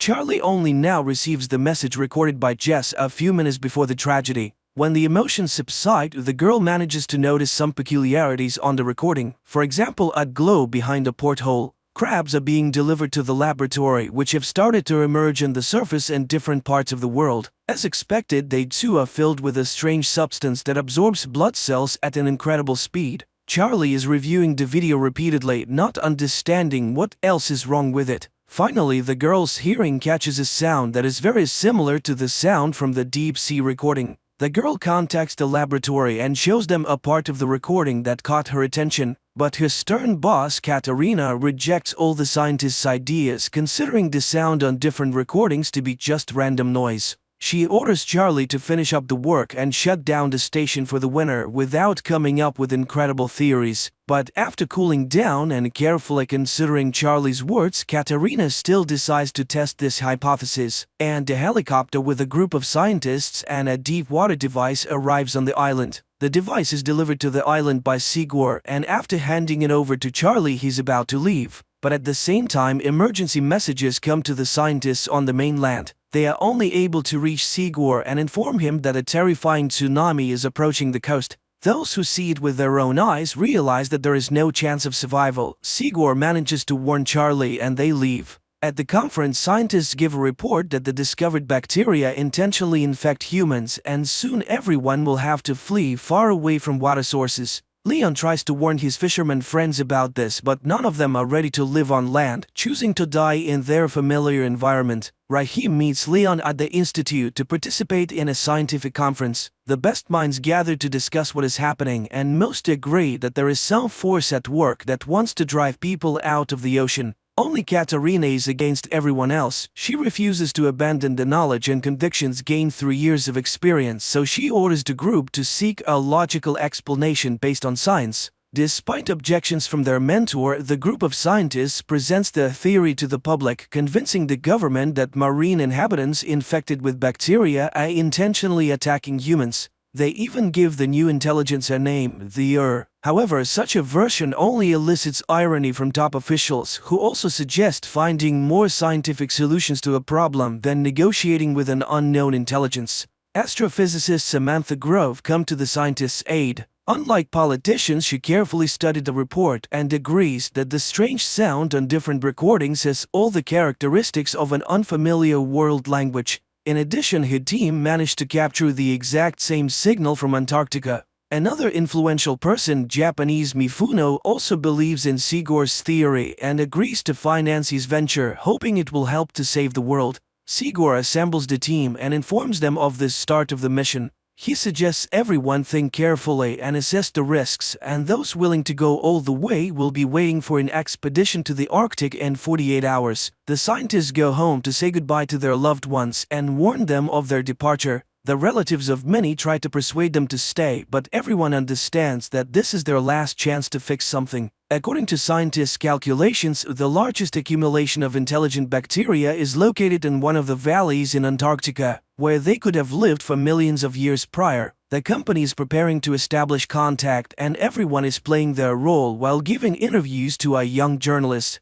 Finally, the equipment on the ship starts buzzing with interference, and the scientists prepare to capture a signal from the mysterious organism. Sarah, Mifuno's assistant, sits down next to Leon at the table and confesses to him that she would have never believed in their theory if it weren't for her boss, who has proven over many years that his intuition never fails. Samantha is devising a plan. She intends to add a sound of a human child scream to the organism's audio signal and return the recording to the intelligence to show that they are ready to communicate. Charlie asks a colleague to take her with him in the diving apparatus to the bottom. The ship drops anchor and the scientists begin transmitting the sound message. Meanwhile, the daring couple gets into the capsule and prepares to dive to the depths. The whole team is eagerly awaiting any reaction, and finally movement appears on the radar and the sensors pick up a sound signal. The team from the capsule tries to contact the captain's bridge to report that their fans are malfunctioning and they are running out of oxygen, but communication is not working. The chief pilot, Luther, is ready to return, but Charlie notices some movement and turns off the lights, waiting to see what happens next. On the ship, they also notice something approaching. Sigur insists that the captain recall the submarine, but they can't reach the group. Luther doesn't want to risk anymore and he lifts the boat. On the ship, a hatch opens to receive the capsule into a special compartment. Charlie notices a strange glow appearing around them at that moment, but she doesn't tell anyone about it. Meanwhile, Samantha reports that they have managed to establish contact. The sound signal has returned and the child's cry has been altered as a sign that the bacteria understood the message from humans. Dr. Chase is looking for a way to cure those who have already been infected by the bacteria. Luther tells the journalist that he saw nothing at the depth, and everything Charlie saw was probably a figment of her imagination, just like the whole idea of intelligence. Nevertheless, Samantha tries to decipher the messages to assemble them into a response signal that the intelligence will understand. While staying in the compartment with the capsule, the journalist notices a glow in the pool. The lights on the ship go out and interference begins. When everything is restored, the captain sees the journalist's body fallen on the monitor. Chase tries to save the girl, and on her lips she notices a liquid resembling cerebrospinal fluid. Samantha tells the team and the captain that during the voltage surge there was a signal surge and it was so low that no one heard it. But most importantly, in the opinion of the astrophysicist, it originated from inside the ship. Charlie listens to what her colleagues are saying, but she never musters the courage to tell them that they brought the bacteria into the pool. Leon visits the girl, whose body has become covered in strange spots. The doctor asks the guy and Sarah for help. They must hold the girl while she takes a sample of the spinal fluid for analysis. The doctor tells the team about the results of the analysis. The substance previously found in marine creatures was discovered in Alicia's spinal cord. Chase believes that bacteria were attempting to merge with the girl's cells, and Charlie admits to seeing the glowing enter the ship with them. Samantha records a new message for the this time including an audio image from the astrophysicist. Charlie goes down to the sealed compartment without permission, and the pool starts glowing again, creating unusual shapes with the light. At that moment, Samantha receives a response message from the entity which also contains an image. Mr. Mifuno's helicopter lands on the ship as he wants to be present for the opening. Sigor shows him the recording from the pool cameras and the image sent in response to Samantha's message. According to the astrophysicist, they have an image of the super ocean that surrounded as supercontinent millions of years ago. According to the scientists, the reminded them that they were, are, and will be on Earth much longer than humans, and all they want is for the oceans to be left alone and not destroyed. But there is good news. Since the entity is responding to messages, the team has a chance to negotiate and reach a ceasefire. In the meantime, Chase devises a drug that can destroy bacteria that consume blood cells. This news creates disagreement within the team. Mifuno plans to test the substance in the pool and if it works, completely destroy the Sigor disagrees with this, at least until they confirm that they cannot negotiate with the Chase tries to take the middle ground and suggests trying the drug in the pool but not rushing to launch it into the open ocean. Everyone gathers to watch the experiment. Chase launches the drug into the water, which immediately begins to rise, emitting a terrible scream that shatters the glass. The captain is informed that nothing is working on the ship and they are simply drifting in the waters of Antarctica. But worse, the ship is surrounded by icebergs. The vessel collides with an iceberg, but unexpectedly a blue glow takes it somewhere else. The captain orders the engines to be started to break free from the control of the He also doesn't understand why they don't pour all the drug they have on board into the water. But Sigurd tries to explain to the captain that everything that happened now is the price for his thoughtless experiment in the pool, and no one in the world will manufacture enough of the substance to destroy worldwide. The only way out is to make a truce. While the team is deciding how to negotiate with the entity traps the ship between the icebergs. Charlie hurries to the capsule to descend and deliver Luther's body to as a sign of complete obedience. Once at depth, Charlie changes her plan. She injects leukocytes into her heart that can merge with and opens the capsule door. The body falls under the control of and the icebergs release the ship, while billions of lights envelop the girl underwater. Later, Charlie brings the ship to a deserted island. It opens its eyes and looks at the sky with glowing blue eyes. The series ends here. Please write in the comments what you think about this series.